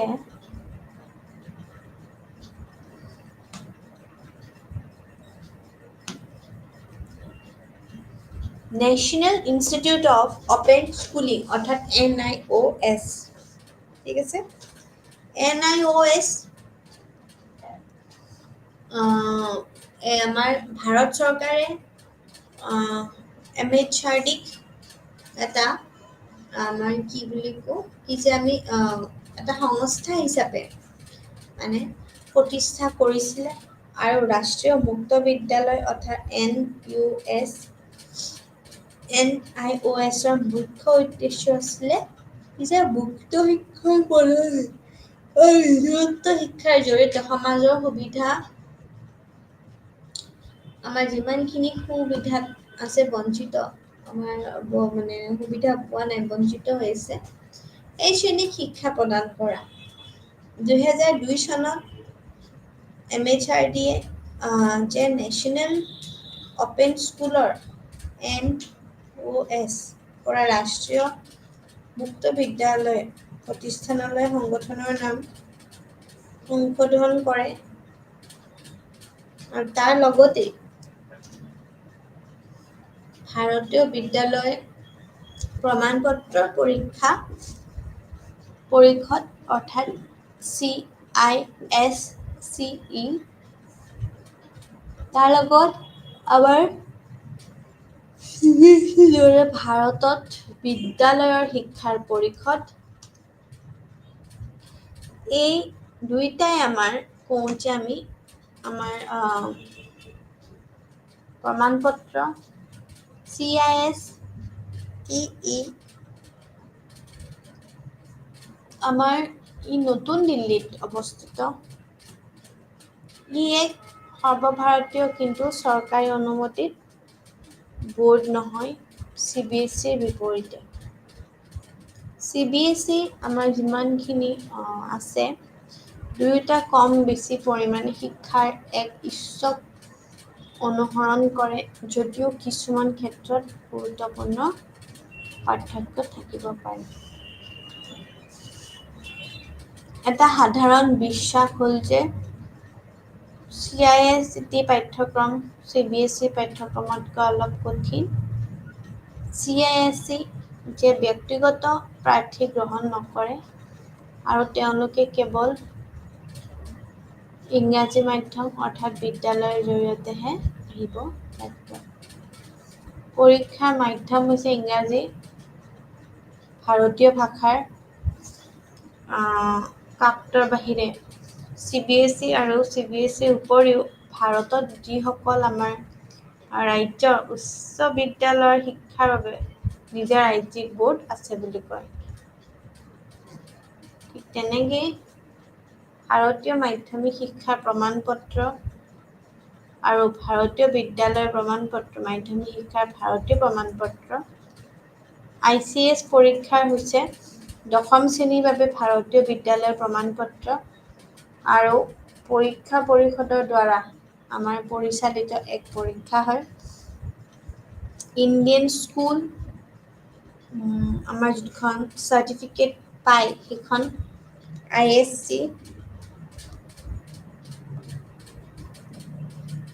লগত হৈছে দ্বাদশ শ্ৰেণীৰ বাবে ভাৰতীয় বিদ্যালয় পৰীক্ষা পৰিষদৰ দ্বাৰা পৰিচালিত এক পৰীক্ষা হয় বুলি কৈছে ইয়াক ইংৰাজী মাধ্যমৰ জৰিয়তে আমাৰ নতুন শিক্ষানীতি 1986ৰ ভাৰতত পৰামৰ্শ অনুসৰি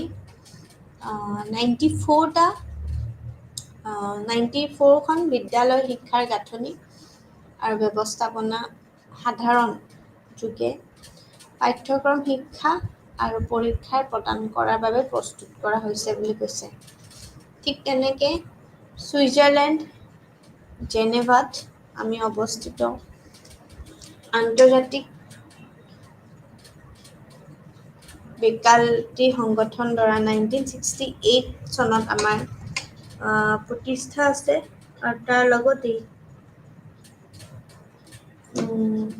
সংগঠন আহে আৰু অফ ইণ্ডিয়ান ইউনিভাৰ্চিটিজ আৰু IBOৰ ছেক্ৰেটাৰী জেনেৰেল দ্বাৰা অংশগ্ৰহণৰ কৰা এখন সভাত ভাৰতত সকলো বিশ্ববিদ্যালয়ৰ আমাৰ প্ৰৱেশ হৈছিলে আৰু তাৰ লগতেই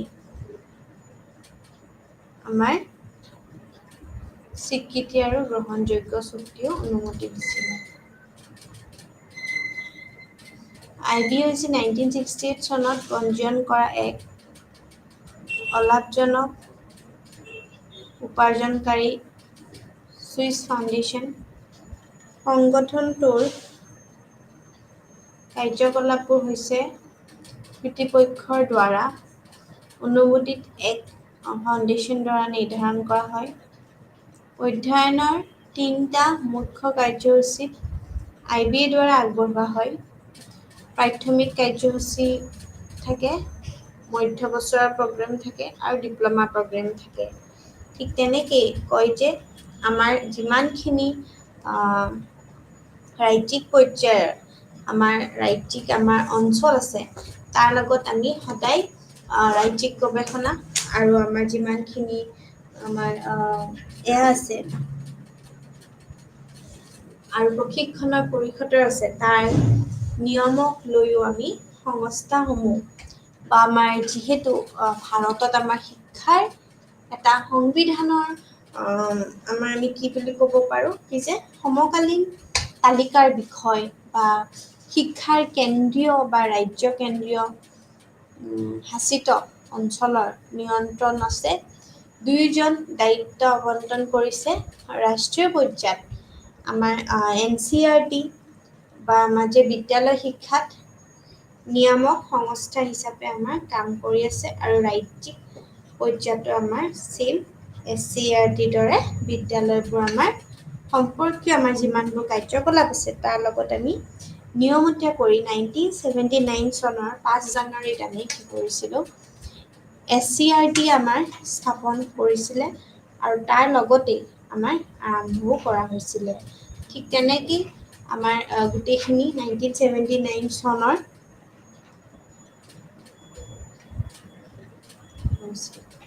আৰু ৰাজ্যিক শৈক্ষিক গৱেষণা আৰু প্ৰশিক্ষণ পৰিষদৰ আমাৰ ৰাজ্যখনৰ শিক্ষামন্ত্ৰী আমাৰ অধ্যক্ষত এখন কাৰ্যসূচী উপৰিস্থিতিও আমি সমিতি আছে আৰু SCERTৰ বিভিন্ন কাৰ্যসূচীৰ বাবে বিশেষ পৰামৰ্শদাতা সমিতি আৰু বিভাগ আছে যেনে সেৱা শিক্ষা শৈক্ষিক গৱেষণা নীতি দৃষ্টিকোণ আৰু উদ্ভাৱন শৈক্ষিক প্ৰযুক্তি জনসংখ্যা শিক্ষা আৰু সাৰ্বজনীন প্ৰাথমিক শিক্ষা আৰু অনুষ্ঠানিক শিক্ষাও আমাক প্ৰদান কৰে বুলি কয় ঠিক ইয়াৰ মুখ্য আমাৰ যিমানখিনি কাম হৈছে যে প্ৰাক বিদ্যালয়ৰ আমাৰ যিমানখিনি আমাৰ পৰা উচ্চতৰ মাধ্যমিক সকলোৰে আমাৰ স্তৰলৈ আমাৰ সকলো শৈক্ষিক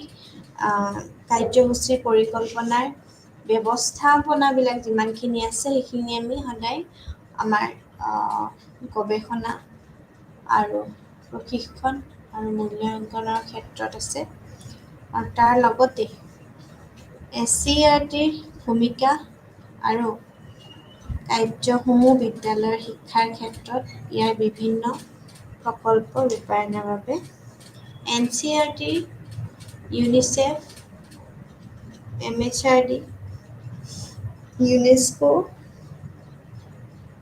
বিশ্ব বেংক অনন্য সংস্কাৰৰ সৈতে আমাৰ সহযোগিতা কৰিছে আৰু বাৰ্ষিক কম পৰিকল্পনাৰ প্ৰস্তুত কৰা সংশ্লিষ্ট ৰাষ্ট্ৰীয় আৰু ৰাজ্যিক পৰ্যায়ও সলনি কৰিছে বুলি কৈছে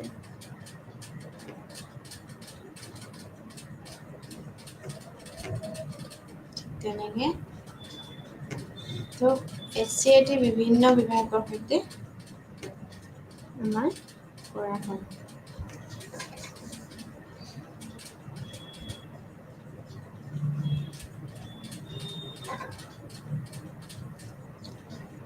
নিয়ন্ত্ৰণ আৰু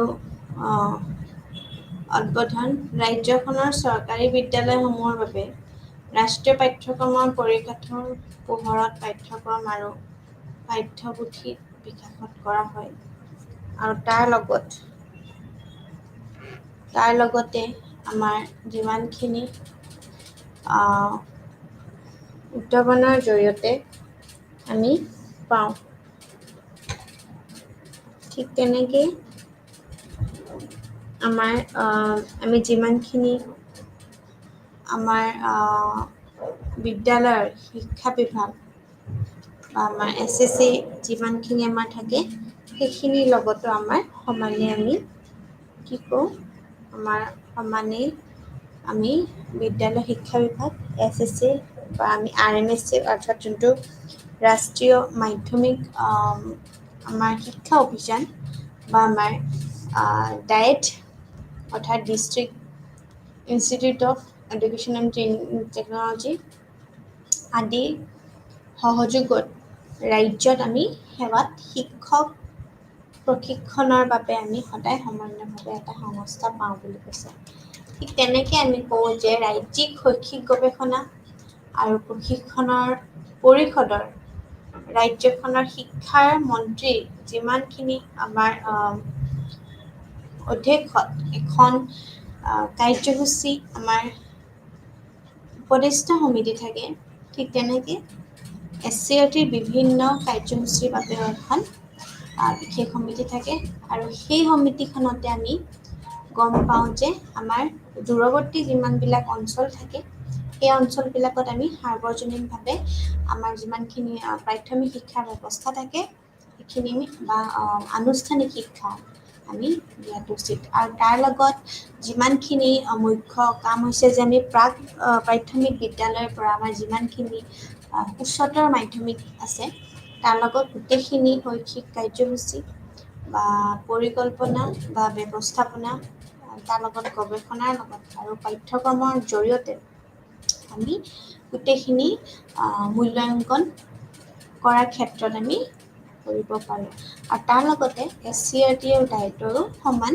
ভূমিকা আছে আৰু এই কাৰ্যসূচী আমি বিদ্যালয় শিক্ষাৰ ক্ষেত্ৰতে আমি ইয়াৰ বিভিন্ন প্ৰকল্পৰ লগত আমি এক কৰি পেলাই বিভিন্ন বিভাগৰ সৈতে আমি সমন্বয় কৰিব পাৰোঁ আৰু ইয়াৰ লগতে আমি বিভিন্ন ধৰণৰ যেনেকৈ UNESCO হওক বা আমাৰ বিশ্ব বেংক অৰ্থাৎ ৱৰ্ল্ড বেংক বা এনেকুৱা ধৰণৰ বিভিন্ন সংস্থাৰ সৈতে সংযোগ কৰি পেলাই আমি আমাৰ যিমানখিনি বাৰ্ষিক কিছুমান আমাৰ প্ৰগ্ৰেমছ থাকে সেই প্ৰগ্ৰেমছবিলাক আমি সমানে একেলগ কৰি আমি পাতিব পাৰোঁ তো এনেকুৱা কিছুমান বিভিন্ন প্ৰকল্প আছে যাৰ জৰিয়তে আমি ক'ব পাৰোঁ যে প্ৰাথমিক বিদ্যালয় আৰু বিভিন্ন বিদ্যালয়ৰ মাজত কেনেকুৱা ধৰণৰ ভূমিকা আৰু কাৰ্যসূচীসমূহ কেনেকুৱা থাকে এইখিনি বিদ্যালয়ৰ ক্ষেত্ৰত ইয়াৰ বিভিন্ন প্ৰকল্প আমি ৰূপায়ণ কৰিব পাৰোঁ থেংক ইউ